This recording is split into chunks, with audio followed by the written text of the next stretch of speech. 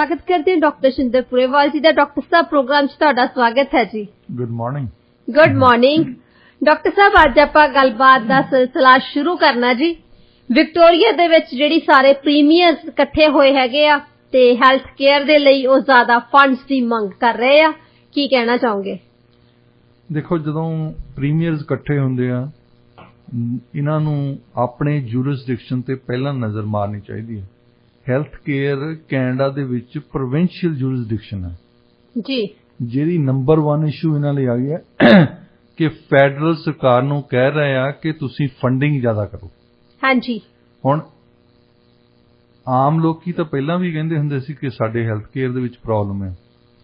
ਅੱਜ ਕੈਨੇਡਾ ਦੇ ਵਿੱਚ ਕੋਈ ਵੀ ਹੈਲਥ ਐਕਸਪਰਟ ਇਦਾਂ ਦਾ ਨਹੀਂ ਜਿਹੜਾ ਨਾ ਕਹਿੰਦਾ ਹੋਵੇ ਵੀ ਸਾਡਾ ਸਿਸਟਮ ਕਲੈਪਸ ਹੋ ਗਿਆ ਜੀ, ਇਹਨੂੰ ਸੁਧਾਰ ਲਿਆਓ। ਸੋ 10 ਪ੍ਰੀਮੀਅਰ ਇਕੱਠੇ ਹੋਏ ਹੋਣ ਤਾਂ ਉਹ ਇਸ ਗੱਲ ਬਾਰੇ ਗੱਲ ਹੀ ਨਾ ਕਰਨ, ਸਿਰਫ ਤੇ ਸਿਰਫ ਲੋਕਾਂ ਦਾ ਧਿਆਨ ਪਰੇ ਕਰਨ ਲਈ ਫੈਡਰਲ ਸਰਕਾਰ ਦੀ ਗੱਲ ਕਰਦੇ ਕਿ ਫੈਡਰਲ ਸਰਕਾਰ ਸਾਨੂੰ ਪੈਸੇ ਦੇਵੇ। ਹਾਂ, ਫੈਡਰਲ ਸਰਕਾਰ ਦਾ ਤਾਂ ਜੂਰਿਸਡਿਕਸ਼ਨ ਨਹੀਂ। ਕੱਲ ਹੀ ਹਾਲੇ ਪਰਸੋਂ ਤੁਸੀਂ ਦੱਸਦੇ ਸੀ ਆਪਣੇ ਗੱਲ ਕਿ ਫੈਡਰਲ ਸਰਕਾਰ ਦਾ ਜੂਰਿਸਡਿਕਸ਼ਨ ਹੈਗਾ ਡਿਫੈਂਸ ਜੀ। ਜੇ ਕੰਟੋਨਮੈਂਟ ਦੇ ਵਿੱਚ ਜਾਂ ਜਿਹੜਾ ਬੇਸ ਹੈ ਉਹਦੇ ਵਿੱਚ ਕੋਈ ਸੈਕਸ਼ੂਅਲ ਹੈਰੈਸਮੈਂਟ ਕਰਦਾ ਆ, ਉਹ ਤਾਂ ਹੈਗੀ ਫੈਡਰਲ ਸਰਕਾਰ ਦੀ ਜ਼ਿੰਮੇਵਾਰੀ, ਮਿਲਟਰੀ ਪੁਲਿਸ ਦੀ ਜ਼ਿੰਮੇਵਾਰੀ।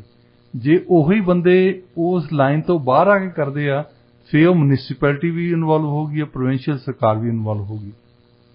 पर यह फंडिंग का करके इन्होंने रौला पा लिया कि फैडरल सरकार जिन्ना चर सानू फंड नहीं दिंदी, असीं उन्हां दे केसेस इन्वेस्टिगेशन नहीं करनी।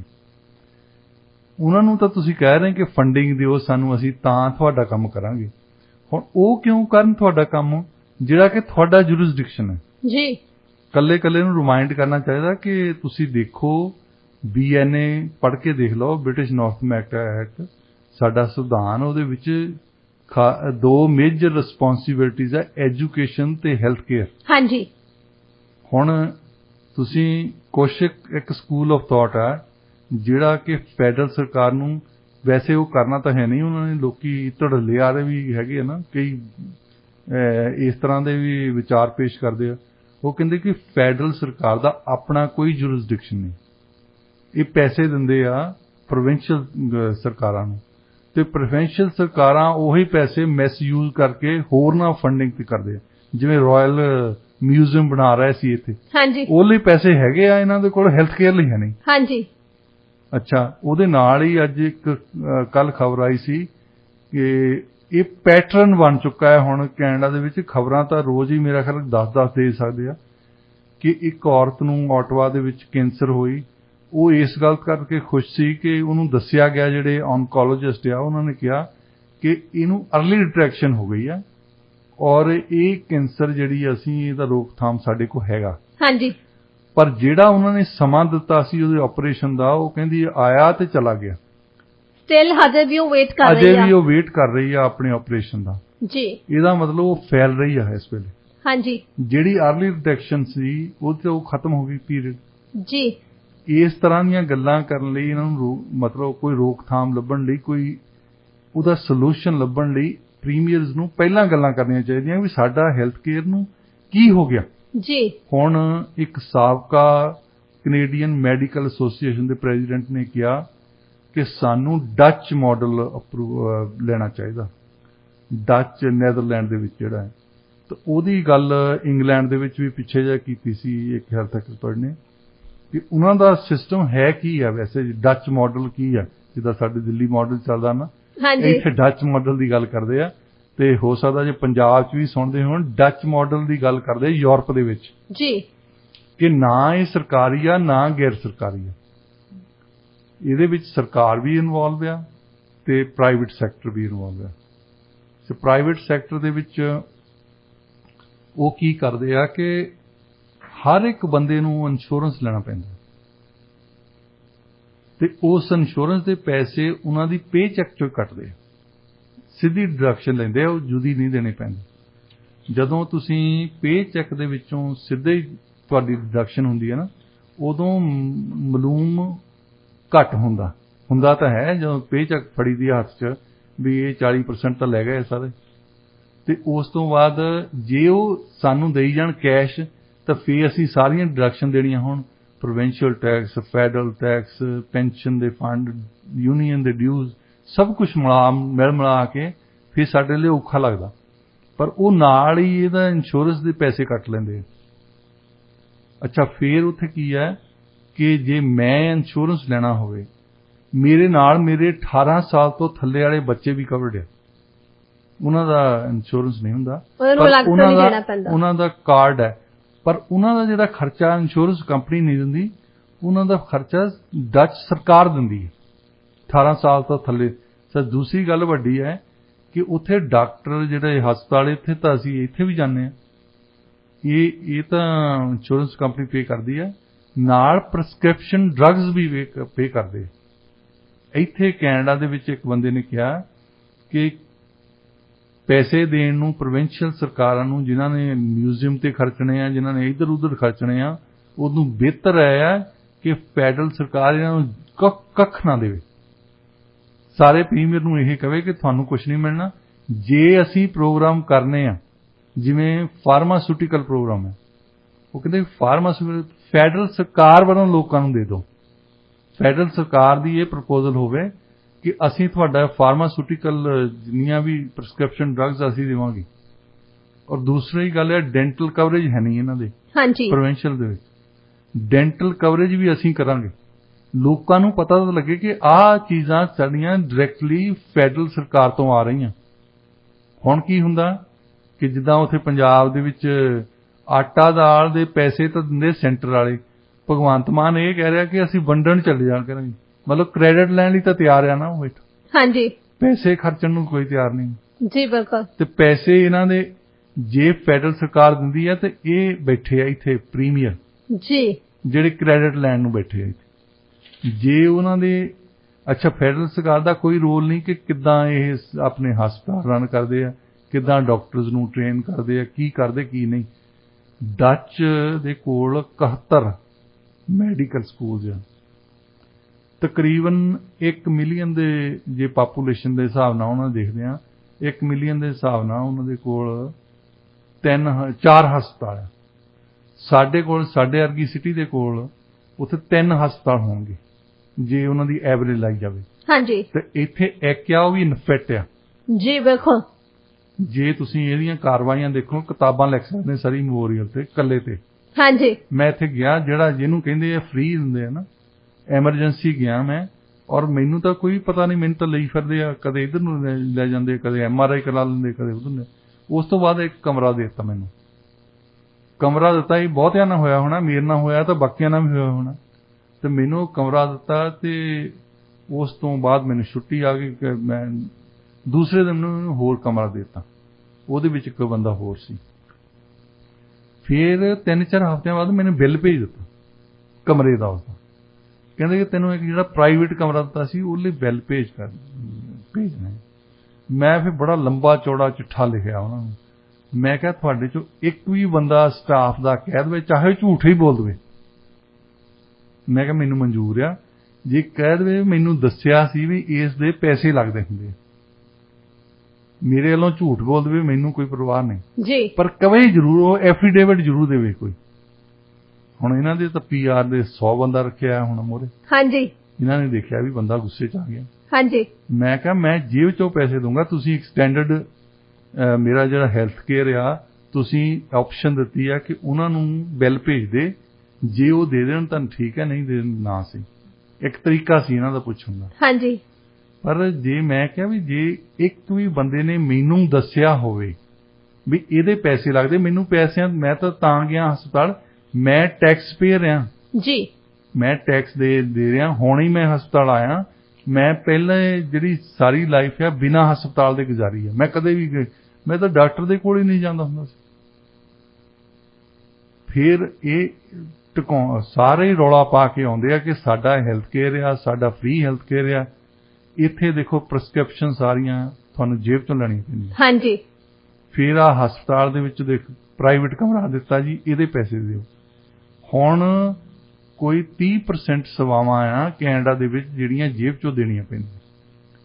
ਡੱਚ ਦੇ ਮਾਡਲ ਦੇ ਵਿੱਚ ਜਿਹੜਾ ਪ੍ਰਾਈਵੇਟ ਸੈਕਟਰ ਕਹਿੰਦੇ ਨਾ, ਜਿਹੜੀਆਂ ਇੰਸ਼ੋਰੈਂਸ ਕੰਪਨੀਆਂ ਉੱਥੇ ਆ ਉਹ ਨਾਨ ਪ੍ਰੋਫਿਟ ਇੰਸ਼ੋਰੈਂਸ ਕੰਪਨੀਆਂ। ਤੁਸੀਂ ਕਹਿੰਦੇ ਹੋਣੇ ਕਿ ਇੰਸ਼ੋਰੈਂਸ ਕੰਪਨੀ ਕਿਹੋ ਜੀ ਜਿਹੜੀ ਨਾਨ ਪ੍ਰੋਫਿਟ ਹੋਵੇ, ਹਾਂਜੀ, ਜਿਹਨੂੰ ਕੋਈ ਮੁਨਾਫਾ ਨਾ ਹੋਵੇ। ਉਹ ਹੈਗੀਆਂ ਕਿ ਉਹਨਾਂ ਨੇ ਜਿਹੜੀਆਂ ਉੱਥੇ ਦੀਆਂ ਆਰਗੇਨਾਈਜੇਸ਼ਨਸ, ਇੰਸਟੀਟਿਊਸ਼ਨਲ ਆਰਗੇਨਾਈਜੇਸ਼ਨਸ, ਉਹਨਾਂ ਨੂੰ ਕਿਹਾ ਹੈ ਕਿ ਤੁਹਾਡੇ ਜਿਵੇਂ ਸਾਡੀ ਸਿੱਖ ਕਮਿਊਨਿਟੀ ਆ ਇੱਥੇ ਇਕੱਠੀ ਹੋ ਕੇ ਕਹੇ ਕਿ ਅਸੀਂ ਸਾਰੇ ਸਿੱਖਾਂ ਨੂੰ ਕਵਰ ਕਰਨਾ। ਉੱਥੇ ਕੈਥੋਲਿਕ ਚਰਚ ਵਾਲਿਆਂ ਦਾ ਆਪਣਾ ਇੰਸ਼ੋਰੈਂਸ ਹੈ, ਟ੍ਰੇਡ ਯੂਨੀਅਨਸ ਕਈ ਹੈਗੀਆਂ ਉਹਨਾਂ ਦਾ ਆਪਣਾ ਇੰਸ਼ੋਰੈਂਸ ਹੈ, ਤੇ ਕਈ ਪ੍ਰੋਫੈਸ਼ਨਲ ਬਾਡੀਜ਼ ਇਕੱਠੀਆਂ ਹੋ ਜਾਂਦੀਆਂ ਜਿਹੜੀਆਂ ਉਹਨਾਂ ਇੰਸ਼ੋਰੈਂਸ ਤੋਂ ਵੀ ਪੈਸੇ ਘੱਟ ਕਰਾ ਲੈਂਦੀਆਂ। ਜਿੱਦਾਂ ਫਾਰ ਐਗਜ਼ਾਮਪਲ ਪ੍ਰੋਫੈਸਰ ਇਕੱਠੇ ਹੋ ਗਏ ਸਾਰੇ, ਉਹ ਕਹਿਣਗੇ ਅਸੀਂ ਉੱਦਾਂ ਵੀ ਮਿਲਦੇ ਹੀ ਹਾਂ, ਆਪਣੀ ਐਸੋਸੀਏਸ਼ਨ ਬਣਾਈ ਹੈ, ਤੇ ਅਸੀਂ ਸਾਰੇ ਮੈਂਬਰਸ ਨੂੰ, ਇੱਕ ਮੈਂਬਰ ਨੂੰ ਜੇ ਤੁਸੀਂ ਲੈਣ ਜਾਂਦੇ, ਜੇ ਇੱਕ ਕਾਰ ਲੈਣ ਜਾਂਦੇ ਡੀਲਰਸ਼ਿਪ ਤੇ, ਉਹਦੇ ਵੱਖਰੇ ਪੈਸੇ ਲੈਂਦੇ ਆ। ਜੇ ਤੁਸੀਂ ਉਹਨਾਂ ਤੋਂ 100 ਮੰਗੋ ਕਾਰਾਂ ਤਾਂ ਤੁਹਾਨੂੰ ਡਿਸਕਾਊਂਟ ਦੇਣਗੇ। ਤੇ ਸਾਡੇ ਜਿਹੜੇ ਲੋਕੀ ਕਹਿੰਦੇ ਆ ਕਿ ਫੈਡਰਲ ਸਰਕਾਰ ਦੇ ਕੋਲ ਫਾਰਮਾਸਿਊਟੀਕਲ ਪ੍ਰੋਗਰਾਮ ਦਿਓ, ਉਹ ਇਹੀ ਆਰਗੂ ਕਰਦੇ ਆ ਕਿ ਕੱਲਾ ਬੰਦਾ ਜਦੋਂ ਜਾਂਦਾ ਉਦੋਂ ਕੰਪਨੀਆਂ ਉਹਨਾਂ ਨੂੰ ਮਹਿੰਗੀ ਦਵਾਈ ਦਿੰਦੀਆਂ।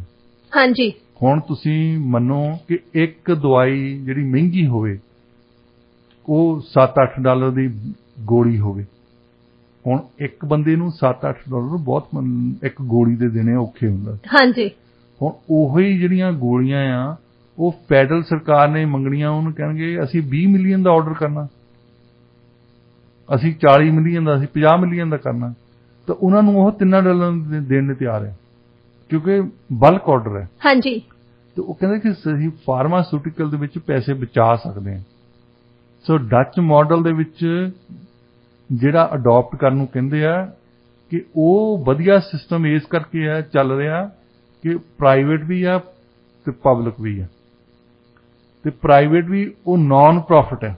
ਹਾਂਜੀ, ਇਹ ਨਹੀਂ ਹੈ ਕਿ ਪ੍ਰੋਫਿਟ ਦਾ ਕਰਕੇ ਕਹਿੰਦੇ ਆ ਕਿ ਪ੍ਰੋਫਿਟ ਵਾਲਿਆਂ ਦਾ ਤੇ ਇਹ ਹੁੰਦਾ ਕਿ ਜੇ ਸਾਨੂੰ ਇਹ ਨਹੀਂ ਦੇਖਣਾ ਕਿ ਅਗਲੇ ਨੂੰ ਆਪਰੇਸ਼ਨ ਚਾਹੀਦਾ ਜਾਂ ਨਹੀਂ ਚਾਹੀਦਾ, ਉਹਦਾ ਕਰ ਦਿਓ, ਪੈਸੇ ਲੈਣੇ ਆ ਨਾ।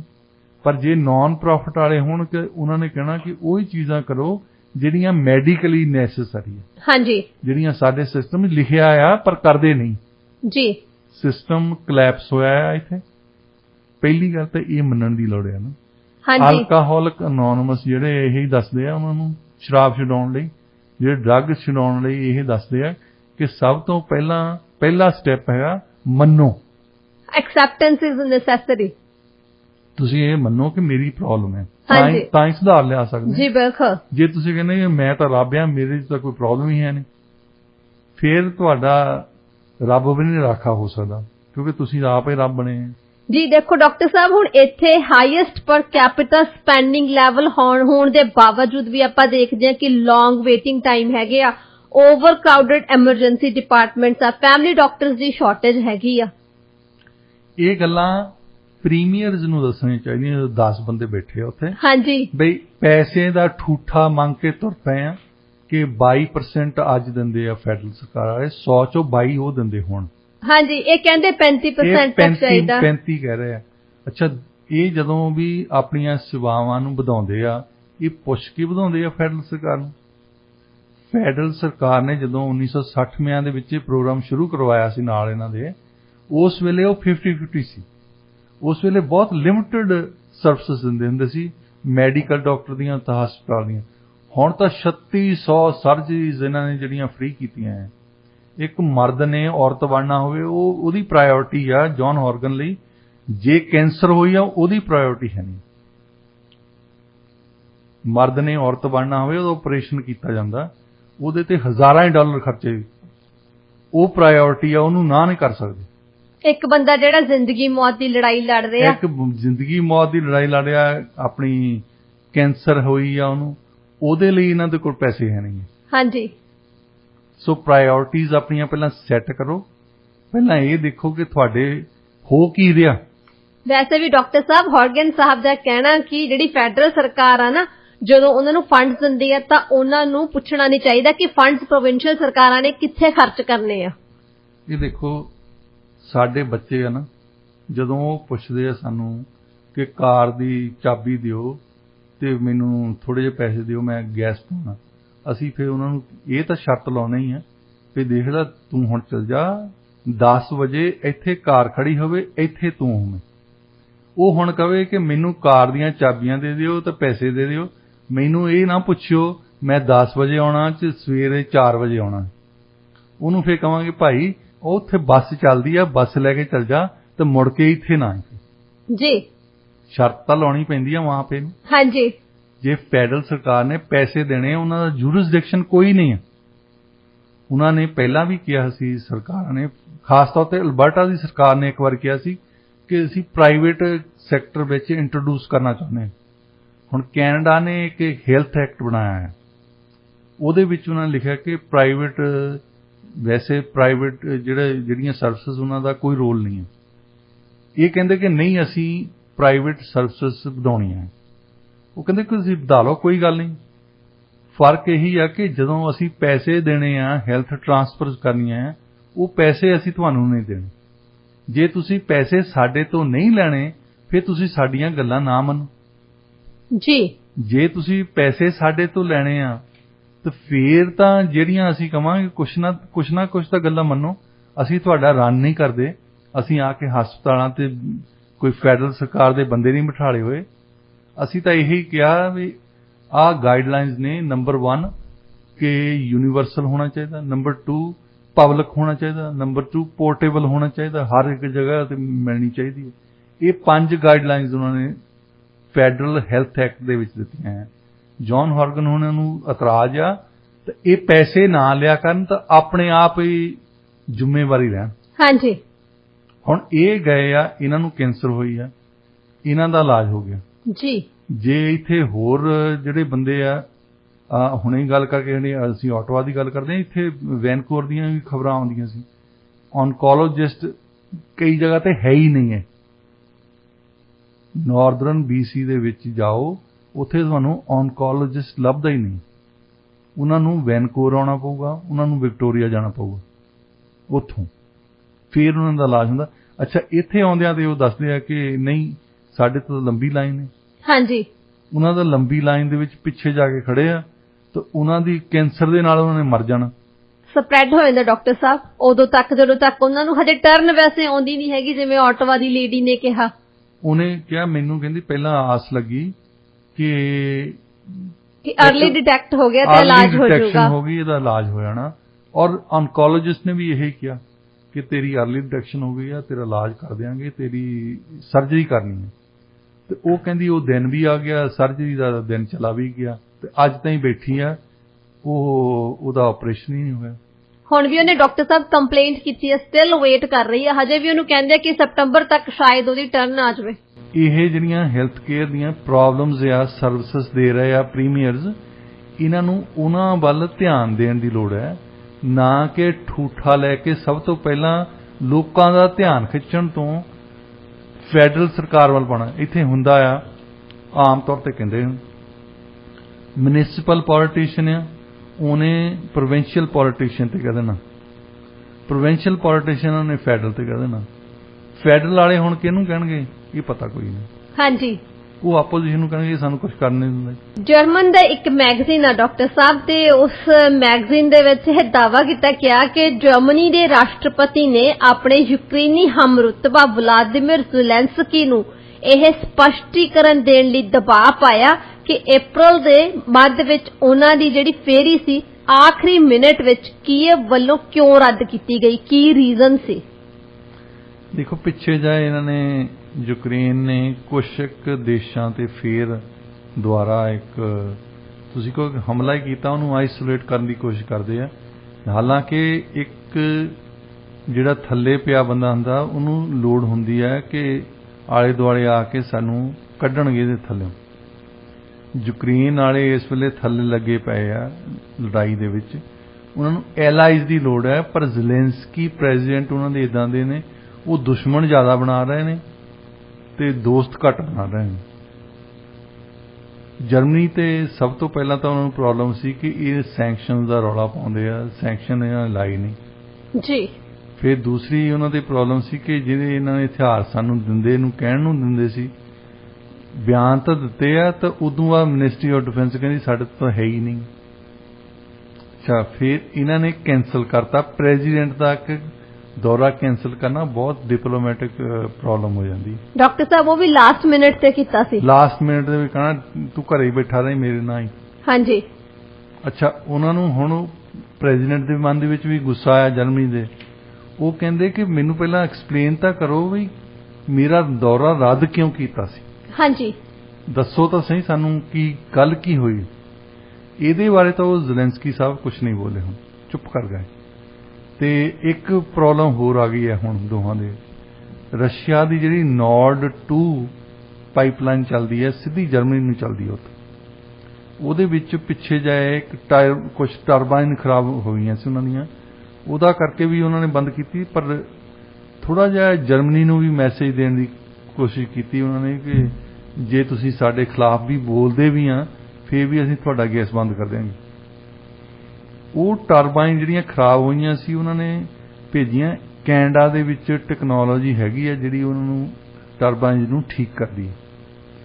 ਹੁਣ ਉਸ ਟੈਕਨੋਲੋਜੀ ਦੇ ਟਰਾਂਸਫਰ ਤੇ ਇੱਥੇ ਕੈਨੇਡਾ ਵਾਲਿਆਂ ਨੇ ਸੈਂਕਸ਼ਨ ਲਾਏ ਇੱਥੇ ਜਿਹੜੀਆਂ ਟਰਬਾਈਨ ਭੇਜੀਆਂ ਸੀ। ਹਾਂਜੀ। ਤੇ ਉਹ ਕਹਿੰਦੇ ਵੀ ਅਸੀਂ ਟਰਬਾਈਨ ਭੇਜੀਆਂ, ਸਾਨੂੰ ਭੇਜੀਆਂ ਨਹੀਂ ਵਾਪਸ।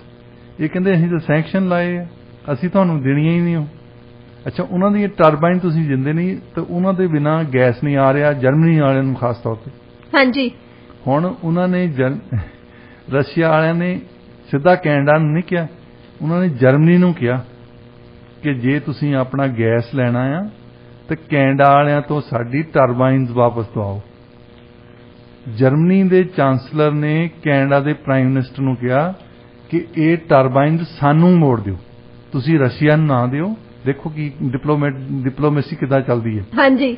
ਤੁਹਾਨੂੰ ਰਸ਼ੀਆ ਨੇ ਭੇਜੀਆਂ ਸੀ, ਉਹਨਾਂ ਤੇ ਸੈਂਕਸ਼ਨ ਲਾਏ ਆ, ਹੁਣ ਰਸ਼ੀਆ ਨੂੰ ਨਾ ਭੇਜੋ ਪਰ ਸਾਨੂੰ ਭੇਜ ਦਿਓ, ਅਸੀਂ ਉਹਨਾਂ ਨੂੰ ਦੇ ਆਵਾਂਗੇ। ਨਤੀਜੇ ਇਨਡਾਇਰੈਕਟ ਤਰੀਕੇ ਨਾਲ ਉਹਨਾਂ ਨੇ ਕਿਹਾ ਤਾਂ। ਹਾਂਜੀ। ਹੁਣ ਅੱਜ ਜ਼ੈਲੈਂਸਕੀ ਸਵੇਰੇ ਫੇਰ ਭੜਕੇ ਜਰਮਨੀ ਤੇ। ਉਹ ਵਿਚਾਰਿਆਂ ਤੋਂ ਇੰਨੀ ਫੋਰਸ ਹੈ ਨਹੀਂ ਤਾਂ ਜਰਮਨੀ ਤੇ ਹਮਲਾ ਹੀ ਕਰ ਦੇਣ। ਹਾਂਜੀ। ਜਿਸ ਤਰੀਕੇ ਨਾਲ ਅੱਜ ਭੜਕਦੇ ਸੀ, ਉਹ ਕਹਿੰਦੇ ਕਿ ਇੱਕ ਪਾਸੇ ਸੈਂਕਸ਼ਨ ਲਾ ਰਹੇ ਆ ਤੁਸੀਂ ਕੈਨੇਡਾ ਵਾਲਿਆਂ ਨੂੰ, ਅੱਜ ਕੈਨੇਡਾ ਨੂੰ ਵੀ ਟਾਰਗੇਟ ਕਰ ਲਿਆ। ਨਾਰਮਲੀ ਕੈਨੇਡਾ ਤੇ US ਵਾਲੇ ਬਚੇ ਹੋਏ ਆ ਕਿਉਂਕਿ ਇਹ ਹਮੇਸ਼ਾ ਹੀ ਉਹਨਾਂ ਦੇ ਨਾਲ ਖੜੇ ਰਹੇ ਆ। ਕਮ ਸੇ ਕਮ ਰੈਟਰਿਕ ਇਹਨਾਂ ਦਾ ਸਭ ਤੋਂ ਜ਼ਿਆਦਾ ਹੈ। ਹਾਂਜੀ। ਜਰਮਨੀ ਵਾਲੇ ਤਾਂ ਥੋੜੀ ਜਿਹੀ ਗੱਲ ਕਹਿੰਦੇ ਆ, ਇੱਕ ਸਟੈਪ ਫਾਰਵਰਡ ਲੈਂਦੇ ਆ, ਦੋ ਪਿੱਛੇ ਲੈ ਲੈਂਦੇ ਆ। ਤੇ ਇਹਨਾਂ ਨੇ ਅਮਰੀਕਾ ਨੂੰ ਫਿਰ ਉਹਨਾਂ ਨੇ ਪੁੱਛਿਆ ਕਿ ਤੁਹਾਨੂੰ ਕੋਈ ਆਬਜੈਕਸ਼ਨ ਨਹੀਂ। ਦੇਖੋ ਤੁਸੀਂ ਸੈਂਕਸ਼ਨਸ ਨੂੰ ਲੀਡ ਕੀਤਾ। US ਨੇ ਕਿਹਾ ਸਾਰੇ ਦੇਸ਼ਾਂ ਨੂੰ ਕਿ ਸੈਂਕਸ਼ਨ ਲਾਉਣੇ ਚਾਹੀਦੇ ਆ, ਤੇ ਤੁਹਾਡੇ ਮਿੱਤਰ ਦੇਸ਼ ਜਿਹੜਾ ਆ ਉਹ ਜਰਮਨੀ ਵਾਲਿਆਂ ਨੂੰ ਟਰਬਾਈਨ ਭੇਜਿਆ, ਰਸ਼ੀਆ ਵਾਲਿਆਂ ਦੀ ਟਰਬਾਈਨ ਆ। ਹਾਂਜੀ। ਤੇ ਜੋ ਬਾਈਡਨ ਕਹਿੰਦਾ ਨਹੀਂ ਸਾਨੂੰ ਕੋਈ ਇਤਰਾਜ਼ ਨਹੀਂ। ਸੋ ਆ ਦੇਖੋ ਟਰਬਾਈਨ ਡਿਪਲੋਮੇਸੀ ਅੱਜ ਕੱਲ ਚੱਲੀ ਆ। ਹੁਣ ਉਹ ਟਰਬਾਈਨ ਚੱਲ ਗਈਆਂ ਜਰਮਨੀ ਨੂੰ, ਉਹ ਅੱਗੇ ਭੇਜ ਰਹੇ ਆ ਰਸ਼ੀਆ ਨੂੰ। ਹਾਂਜੀ। ਇਸ ਤੇ ਜ਼ੈਲੈਂਸਕੀ ਸਾਹਿਬ ਫੇਰ ਗੁੱਸੇ ਹੋ ਗਏ। ਹਾਂਜੀ। ਸੋ ਇਹਦੇ ਵਿੱਚ ਬਹੁਤ ਕੁਝ ਚੱਲਦਾ ਜਿਹੜਾ ਕਿ ਜ਼ੈਲੈਂਸਕੀ ਨੂੰ ਹੌਲੀ ਹੌਲੀ ਪਤਾ ਲੱਗਣਾ ਕਿ ਰੀਅਲ ਪੋਲਿਟਿਕਸ ਕੀ ਹੁੰਦੀ ਹੈ। ਡਾਕਟਰ ਸਾਹਿਬ ਰੁਕ ਕਰਦੇ ਹਾਂ ਹੁਣ ਅਗਲੀ ਖਬਰ ਵੱਲ, ਜਿਸ ਦਾ ਸਬੰਧ ਵਾਸ਼ਿੰਗਟਨ ਸਟੇਟ ਦੇ ਨਾਲ ਹੈ। lifeextension.com ਅਨੁਸਾਰ ਵਾਸ਼ਿੰਗਟਨ ਸਟੇਟ ਵੈਲਨੈਸ ਵਿੱਚ ਜਾਣੀ ਕਿ ਤੰਦਰੁਸਤੀ ਵਿੱਚ ਉਹਦਾ ਜਿਹੜਾ ਸਥਾਨ ਹੈਗਾ ਪਹਿਲੇ 5 ਸਥਾਨਾਂ ਵਿੱਚੋਂ ਹੈਗਾ। ਸਭ ਤੋਂ ਅੱਗੇ ਕੈਲੀਫੋਰਨੀਆ। ਕੀ ਕਹਿਣਾ ਚਾਹੋਗੇ ਤੁਸੀਂ ਇਸ ਰਿਪੋਰਟ ਬਾਰੇ? ਘਰ ਦਾ ਜੋਗੀ ਜੋਗੜਾ ਬਾਹਰਲਾ ਜੋਗੀ ਸਿੱਧ। ਸਿਐਟਲ ਵਾਲੇ ਸੋਚਦੇ ਹੁੰਦੇ ਆ ਕਿ ਹੋਰਨਾਂ ਸਿਟੀਜ਼ ਦੀ ਗੱਲ ਕਰਨੀ ਹੈ। ਇਹਨਾਂ ਦੀ ਆਪਣੀ ਸਿਟੀ ਜਿਹੜੀ ਸਿਐਟਲ ਇੱਕ ਵਧੀਆ ਸਿਟੀ ਆ। ਇਹਦੇ ਵਿੱਚ ਵਧੀਆ ਵੱਡੀਆਂ ਕਾਰਪੋਰੇਸ਼ਨਸ ਆ, ਜਿਵੇਂ ਮਾਈਕਰੋਸਾਫਟ ਆ, ਗੂਗਲ ਹੈ, ਬੋਇੰਗ। ਇੱਥੇ ਦੁਨੀਆ ਭਰ ਦੇ ਪਲੇਨ ਇੱਥੇ ਬਣਦੇ ਆ। ਹਾਂਜੀ। ਇਹਨਾਂ ਦੇ ਵਿੱਚ ਪਰ ਕੈਪੀਟਾ ਦੇ ਹਿਸਾਬ ਦੇ ਨਾਲ ਜੇ ਤੁਸੀਂ ਬੋਸਟਨ ਨੂੰ ਦੇਖੋਗੇ ਤਾਂ ਖਾਸ ਤੌਰ ਤੇ ਸਿਐਟਲ ਨੂੰ ਦੇਖੋਗੇ, ਸੈਨ ਫਰਾਂਸਿਸਕੋ ਨੂੰ ਦੇਖੋਗੇ, ਪੜ੍ਹੇ ਲਿਖੇ ਜ਼ਿਆਦਾ ਹੈ। ਤਾਂ ਉਹਨਾਂ ਦੇ ਵਿੱਚ ਵੈਲਨੈਸ ਡਿਸਕ੍ਰਾਈਬ ਕਰਦੇ ਆ ਕਿ ਜਿਹੜੇ ਲੋਕੀ ਐਕਸਰਸਾਈਜ਼ ਕਰਦੇ। ਦੂਸਰਾ ਉਹ ਵੈਲ ਬੈਲੈਂਸ ਡਾਈਟ ਖਾਂਦੇ, ਸੋਹਣਾ ਖਾਂਦੇ। ਤੇ ਤੀਸਰਾ ਉਹਨਾਂ ਦੇ ਮਨ ਦੇ ਵਿੱਚ ਹੁਣ ਅੱਜ ਕੱਲ੍ਹ ਜੋੜ ਦਿੱਤੀ ਆ ਕਿ ਤੁਹਾਡੇ ਮਨ ਦੀ ਸੈਟਿਸਫੈਕਸ਼ਨ ਵੀ ਹੋਣੀ ਚਾਹੀਦੀ। ਵੈਲਨੈਸ ਇਹੀ ਨਹੀਂ ਹੁੰਦੀ ਕਿ ਸਰੀਰ ਨੂੰ ਡੰਡ ਮਾਰ ਲੈ ਤਾਂ ਬੈਠਕਾਂ ਕੱਢ ਲਈਆਂ ਤੇ ਘੇ ਪੀ ਕੇ ਸੌਂ ਗਏ। ਹੁਣ ਹੈਗਾ ਕਿ ਤੁਸੀਂ ਆਪਣੇ ਮਨ ਨੂੰ ਵੀ ਠੀਕ ਰੱਖਣਾ। ਮੈਂਟਲ ਹੈਲਥ ਮੈਂਟਲ ਹੈਲਥ ਲਈ এনवायरमेंटल ਇਸ਼ੂਜ਼ ਆ ਜਾਂਦੀਆਂ, ਜਿਨ੍ਹਾਂ ਦੇ ਵਿੱਚ ਬਾਈਸਾਈਕਲਿੰਗ ਇੱਥੇ ਬਹੁਤ ਜ਼ਿਆਦਾ ਕਰਦੇ ਆ। ਹਾਂਜੀ, ਤੁਸੀਂ ਦੇਖੋ ਸਿਆਟਲ ਦੇ ਵਿੱਚ ਖਾਸ ਤੌਰ ਤੇ ਜਿੱਥੇ ਮਾਈਕਰੋਸਾਫਟ ਦਾ ਏਰੀਆ ਨਾ, ਰੈਡਮੰਡ ਦੇ ਵਿੱਚ, ਉੱਥੇ ਸਾਈਕਲ ਤੇ ਬਹੁਤ ਬੰਦੇ ਤੁਰੇ ਫਿਰਦੇ ਨੇ। ਏਦਾਂ ਲੱਗਦਾ ਸਾਈਕਲਾਂ ਦਾ ਮੇਲਾ ਹੁੰਦਾ ਉੱਥੇ। ਇਹ ਵੀ ਇੱਕ ਆਪਣੇ ਮਨ ਨੂੰ ਵਧੀਆ, ਤੁਸੀਂ ਸਾਈਕਲ ਤੇ ਜਾਂਦੇ ਆ, ਆਲੇ ਦੁਆਲੇ ਗ੍ਰੀਨਰੀ ਦੇਖਦੇ ਜਾਂਦੇ ਆ, ਉਹ ਤੁਹਾਡਾ ਮਨ ਠੀਕ ਰਹਿੰਦਾ, ਮਨ ਨੂੰ ਚਾਅ ਆਉਂਦਾ ਹੈ। ਹਾਂਜੀ, ਫਿਰ ਨੰਬਰ ਆਫ ਲੋਕੀ ਅੱਜ ਕੱਲ੍ਹ ਯੋਗਾ ਬਹੁਤ ਕਰਦੇ ਆ। ਯੋਗਾ ਨੂੰ ਵੀ ਮੰਨਿਆ ਜਾਂਦਾ ਕਿ ਮਨ ਨੂੰ ਠੀਕ ਰੱਖਣ ਲਈ ਯੋਗਾ ਇੱਕ ਵਧੀਆ ਐਕਸਰਸਾਈਜ਼ ਹੈ। ਸੋ ਵੈਲਨੈਸ ਦੇ ਹਿਸਾਬ ਦੇ ਨਾਲ ਸਿਐਟਲ ਵਾਲਿਆਂ ਨੂੰ, ਕੈਲੀਫੋਰਨੀਆ ਤਾਂ ਖੈਰ ਕਿਉਂਕਿ ਉਹ ਇੱਕ ਤਾਂ ਕੋਸਟਲ ਰਿਹਾ, ਦੂਸਰਾ ਉੱਥੇ ਧੁੱਪ ਬਹੁਤ ਹੈ। ਹਾਂਜੀ, ਸੋ ਸਿਐਟਲ 'ਚ ਨੈਚੁਰਲੀ ਧੁੱਪ ਹੈ ਨਹੀਂ, ਸਾਡੇ ਵਾਂਗੂ ਮੀਂਹ ਪੈਂਦਾ ਰਹਿੰਦਾ, ਪਰ ਫਿਰ ਵੀ ਜਿਹੜੀਆਂ ਚੀਜ਼ਾਂ ਚਾਹੀਦੀਆਂ ਇੱਕ ਵੈਲਨੈਸ ਲਈ, ਚੰਗੀ ਸਿਹਤ, ਐਕਸਰਸਾਈਜ਼, ਤੇ ਮਨ ਦੇ ਵਿੱਚ ਵੀ ਮਨ ਦੀ ਐਕਸਰਸਾਈਜ਼ ਦੀ ਵੀ ਚਾਹੀਦੀ ਹੈ, ਤਾਂ ਉਹ ਸਭ ਕੁਛ ਲਈ Seattle one of the best cities. Doctor ਸਾਹਿਬ 1200 ਦੇ ਕਰੀਬ ਬਲੈਕ ਵਿਮਨ ਨੇ ਪ੍ਰੈਜ਼ੀਡੈਂਟ ਬਾਈਡਨ ਨੂੰ ਇੱਕ ਲੈਟਰ ਲਿਖੀ ਆ ਕਿ ਬ੍ਰਿਟਨੀ ਗ੍ਰਾਈਨਰ ਨੂੰ ਘਰ ਲੈ ਕੇ ਆਂਦਾ ਜਾਵੇ, ਤੇ ਇਸ ਪੂਰੀ ਖਬਰ ਦੇ ਬਾਰੇ ਆਪਣੇ ਸਰੋਤਿਆਂ ਨੂੰ ਦੱਸੋ ਕਿ ਪੂਰਾ ਮਸਲਾ ਹੈ ਕੀ। ਬ੍ਰਿਟਨੀ ਗ੍ਰਾਈਨਰ ਇੱਕ ਕੀ ਕਹਿੰਦੇ ਹੁੰਦੇ ਇਹਨਾਂ ਦੀ ਗੇਮ, ਬਾਸਕਟਬਾਲ ਦੀ ਗੇਮ ਹੁੰਦੀ ਹੈ। ਹਾਂਜੀ, ਵਿਮਨਸ ਬਾਸਕਟਬਾਲ ਲੀਗ ਦੀ ਉਹ ਬੜੀ ਤਕੜੀ ਪਲੇਅਰ ਹੈ। ਹਾਂਜੀ, ਕਾਫੀ ਉਹਨੇ ਅਵਾਰਡ ਜਿੱਤੇ ਆ। 2 ਟਾਈਮ 올림픽 골ਡ ਮੈਡਲਿਸਟ ਆ। ਉਹ ਕਿਉਂਕਿ ਇਹਨਾਂ ਦੀ ਬਾਸਕਟਬਾਲ ਦੇ ਮੁਕਾਬਲਾ ਹੈ ਨਹੀਂ ਦੁਨੀਆ ਦੇ ਵਿੱਚ ਜੀ। ਸੋ ਉਹ ਗਈ ਉੱਥੇ ਮਾਸਕੋ, ਤੇ ਮਾਸਕੋ ਦੇ ਵਿੱਚ ਨਾਲ ਉਹਨੇ ਵੇਪਰ, ਜਿਹੜਾ ਜਿੱਦਾਂ ਆਪਣੇ ਹੁੱਕਾ ਪੀਂਦੇ ਹੁੰਦੇ ਸੀ ਨਾ, ਹਾਂਜੀ, ਵੇਪਰ ਰੱਖੇ ਅੱਜ ਕੱਲ੍ਹ ਲੋਕਾਂ ਨੇ। ਤੇ ਉਹ ਜਦੋਂ ਸ਼ਬਦ ਯੂਜ਼ ਕਰਦੇ ਕਿ ਇੱਕ ਕੋਈ ਨਸ਼ਾ ਕਾਰਟਰੇਜ ਦੇ ਰੂਪ ਦੇ ਵਿੱਚ ਉਹਨੇ ਪਾਇਆ ਸੀ, ਉਹ ਨਸ਼ਾ ਜਿਹੜਾ ਉੱਥੇ ਇਲੀਗਲ ਆ, ਤੇ ਉਹ ਉਹਦੇ ਪੋਜੈਸ਼ਨ ਦੇ ਵਿੱਚ ਸੀ। ਉਹਨਾਂ ਨੇ ਫੜ ਲਿਆ, ਉਹਨਾਂ ਨੇ ਕਿਹਾ ਕਿ ਤੂੰ ਸਮਗਲ ਕਰ ਰਹੀ। ਹੁਣ ਉਹਨੇ ਗ੍ਰਾਈਨਰ ਨੇ ਇਹ ਕਿਹਾ ਕਿ ਹਾਂ ਮੇਰੇ ਕੋਲ ਇਹ ਤਾਂ ਜ਼ਰੂਰ ਸੀ, ਨਸ਼ਾ ਤਾਂ ਸੀ, ਪਰ ਮੈਂ ਸਮਗਲਿੰਗ ਕਰ ਲਈ ਨਹੀਂ ਸੀ, ਮੈਂ ਆਪਣੇ ਵਰਤਣ ਲਈ ਰੱਖਿਆ ਸੀ ਜੀ। ਉਹਦਾ ਹਾਲੇ ਮੁਕੱਦਮਾ ਚੱਲਣਾ ਹੈ। ਹੁਣ ਮੁਕੱਦਮਾ ਚੱਲਦਾ ਹੈ ਤੇ ਰੌਲਾ ਪੈ ਗਿਆ ਕਿ ਰਸ਼ੀਆ ਦੇ ਨਾਲ ਤਾਂ ਸੰਬੰਧ ਨਹੀਂ ਸਾਡੇ ਚੰਗੇ। ਸੋ ਖਾਸ ਤੌਰ ਤੇ ਬਲੈਕ ਔਰਤਾਂ ਨੇ, ਕਿਉਂਕਿ ਉਹਦੇ ਬਾਰੇ ਅਮਰੀਕਾ ਦੀ ਸਰਕਾਰ ਕੁਝ ਨਹੀਂ ਕਰ ਰਹੀ। ਨਾਰਮਲੀ ਤਾਂ ਨੱਠ ਤੇ ਭੱਜਦੇ ਆ ਨਾ ਹਾਂਜੀ, ਕਿ ਪਿਊਟਨ ਨੂੰ ਫੋਨ ਕਰੂਗਾ ਜੋ ਬਾਈਡਨ ਨੂੰ। ਕੋਈ ਇੱਕ ਤਾਂ ਹੁਣ ਲੜਾਈ ਲੱਗੀ ਆ, ਮੇਰਾ ਖਿਆਲ ਜੋ ਬਾਈਡਨ ਨੂੰ ਤਾਂ ਇਹ ਕੁਝ ਕਹਿ ਵੀ ਨਹੀਂ ਸਕਦਾ, ਕਿਉਂਕਿ ਪਬਲਿਕਲੀ ਵੀ ਕਹਿ ਚੁੱਕਾ ਕਿ ਪਿਊਟਨ ਨੂੰ ਮਾਰ ਦੇਣਾ ਚਾਹੀਦਾ। ਹਾਂਜੀ, ਤਾਂ ਤੁਸੀਂ ਕਿਹੜੇ ਮੂੰਹ ਨਾਲ ਉਹਦੇ ਕੋਲ ਜਾ ਕੇ ਪੁੱਛੋਗੇ ਕਿ ਸਾਡੀ ਅਸਲੀ ਨਹੀਂ ਛੱਡ ਦਿਓ। ਹੁਣ ਇੱਕ ਵੱਡੀ ਪ੍ਰੋਬਲਮ ਹੈ। ਇੱਕ ਬਲੈਕ ਕਮੇਡੀਅਨ ਹੁੰਦਾ ਸੀ ਇੱਥੇ, ਉਹ ਕਹਿੰਦਾ ਵੀ ਤੁਸੀਂ ਇਹ ਤਾਂ ਫੜੀ ਆ ਕਿਸੇ ਅਪਰਾਧ ਦਾ ਕਰਕੇ ਨਾ, ਕਹਿੰਦਾ ਤੁਸੀਂ ਦੇਖੋ ਦੁਨੀਆ ਦੇ ਵਿੱਚ ਕਿਤੇ ਵੀ ਜਾਂਦੇ ਆ, ਅਮਰੀਕਨਸ ਕਈ ਵਾਰੀ ਅਗਵਾ ਕਰ ਲੈਂਦੇ ਹੋ, ਤੇ ਅਗਵਾ ਕੀਤੇ ਅਮਰੀਕਨ ਹਮੇਸ਼ਾ ਚਿੱਟੇ ਰੰਗ ਦੇ ਹੁੰਦੇ ਆ। ਉਹ ਕਹਿੰਦਾ ਵੀ ਇਹਨਾਂ ਤੇ ਉਹਨਾਂ ਨੂੰ ਲੋਕਾਂ ਨੂੰ ਪਤਾ ਆ, ਜਿੱਦਾਂ ਜੇ ਕਿਸੇ ਟੈਰਰਿਸਟ ਆਰਗੇਨਾਈਜੇਸ਼ਨ ਨੇ ਬੰਦਾ ਫੜਨਾ ਆ, ਉਹ ਚਿੱਟੇ ਰੰਗ ਦਾ ਫੜਦਾ ਹੈ, ਗੋਰਾ ਕੋਈ ਫੜਦਾ, ਉਹਦੇ ਫਿਰ ਇਹ ਪੈਸੇ ਦਿੰਦੇ ਆ ਜਾਂ ਉਹਦੇ ਬੱਟੇ ਕੁਝ ਨਾ ਕੁਝ ਸੌਦਾ ਕਰਦੇ ਆ, ਜਿਹੜੀ ਉਹਨਾਂ ਦੀ ਮੰਗ ਹੁੰਦੀ ਆ ਉਹ ਮੰਨ ਲੈਂਦੇ ਆ। ਉਹ ਕਹਿੰਦਾ ਹੱਸਦਾ ਸੀ, ਕਹਿੰਦਾ ਜੇ ਕਾਲੇ, ਕਹਿੰਦਾ ਟੈਰਰਿਸਟ ਆਰਗੇਨਾਈਜੇਸ਼ਨ ਨੂੰ ਵੀ ਪਤਾ ਆ ਵੀ ਕਾਲਾ ਅਗਵਾ ਨਹੀਂ ਕਰਨਾ, ਇਹਦੇ ਪੈਸੇ ਨਹੀਂ ਦੇਣੇ ਇਹਨਾਂ ਨੇ, ਅਮਰੀਕਾ ਵਾਲਿਆਂ ਨੇ। ਇਹਨਾਂ ਨੇ ਕਹਿਣਾ ਇੱਕ ਕਾਲਾ ਫੜਿਆ, ਅਸੀਂ 2 ਹੋਰ ਭੇਜ ਦਿੰਦੇ ਨਾਲ।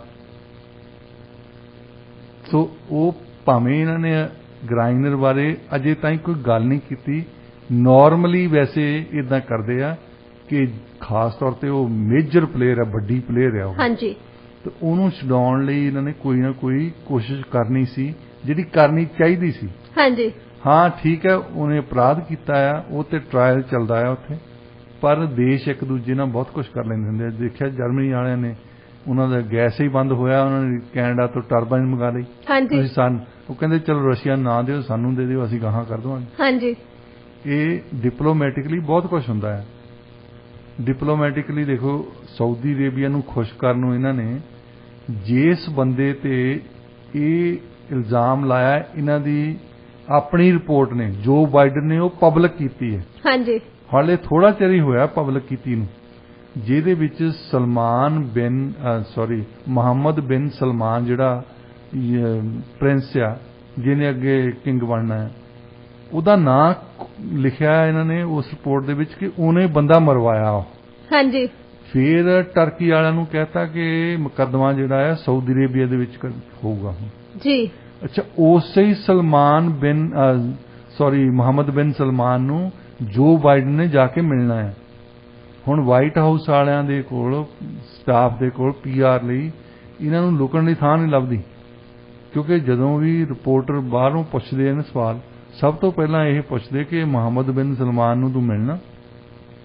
ਇੱਕ ਪਾਸੇ ਤਾਂ ਤੂੰ ਉਹਨੂੰ ਕਹਿ ਰਿਹਾ ਕਾਤਲ, ਹਾਂਜੀ, ਤੁਹਾਡੀ ਰਿਪੋਰਟ ਕਹਿ ਰਹੀ ਹੈ, ਤੁਹਾਡੇ ਵਾਸ਼ਿੰਗਟਨ DC ਦਾ ਹੀ ਪੇਪਰ ਹੈ ਵਾਸ਼ਿੰਗਟਨ ਪੋਸਟ, ਜਿਹਦਾ ਉਹ ਕਾਲਮਨਿਸਟ ਹੁੰਦਾ ਮਾਰਿਆ ਜਿਹਨੂੰ, ਖਸ਼ੋਗੀ ਨੂੰ।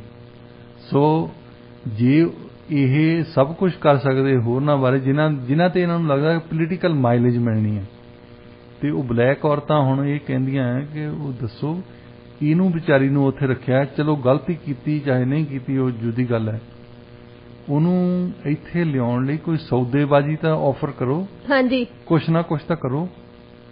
ਹੁਣ ਪਰ ਇਹਨਾਂ ਨੂੰ ਪ੍ਰੋਬਲਮ ਤਾਂ ਹੈ ਵੀ ਇਹ ਉਸ ਹੱਦ ਤਾਈਂ ਆ ਚੁੱਕੇ ਕਿ ਇਹਨਾਂ ਨੇ ਰਿਲੇਸ਼ਨ ਇੰਨੇ ਖਰਾਬ ਕਰ ਲਏ, ਜੇ ਉਹ ਲਿਖਦੀਆਂ ਤਾਂ ਰਿਪਬਲਿਕਨ ਪਾਰਟੀ ਦੇ ਬੰਦਿਆਂ ਨੂੰ ਸ਼ਾਇਦ ਉਹ ਕੋਈ ਨੈਗੋਸ਼ੀਏਟ ਕਰ ਸਕਦੇ ਸੀ, ਕਿਉਂਕਿ ਰਿਪਬਲਿਕਨ ਪਾਰਟੀ ਦੇ ਬਹੁਤ ਕਾਂਗਰਸਮੈਨ ਅਜੇ ਵੀ ਉਹਨਾਂ ਦੇ ਹੱਕ 'ਚ ਬੋਲਦੇ ਕਿ ਰਸ਼ੀਆ ਨਾਲ ਉਹਨਾਂ ਨੂੰ ਆਈਸੋਲੇਟ ਨਾ ਕਰੋ, ਹਾਂਜੀ, ਉਹਨਾਂ ਨੂੰ ਚਾਈਨਾ ਦੇ ਕੋਲ ਨਾ ਭੇਜੋ, ਉਹਨਾਂ ਨੂੰ ਆਪਣੇ ਉਹਨਾਂ ਨਾਲ ਮਿੱਤਰਤਾ ਬਤਾਓ, ਕਮ ਸੇ ਕਮ ਉਹ ਵੀ ਡੈਮੋਕ੍ਰੈਟਿਕ ਇਲੈਕਟਡ, ਜਿੱਦਾਂ ਦੇ ਅਸੀਂ ਡੈਮੋਕ੍ਰੈਟਿਕਲੀ ਇਲੈਕਟਡ ਆ, ਇਦਾਂ ਹੀ ਪਿਊਟਨ ਇਲੈਕਟ ਹੋਇਆ ਸੀ। ਹਾਂਜੀ।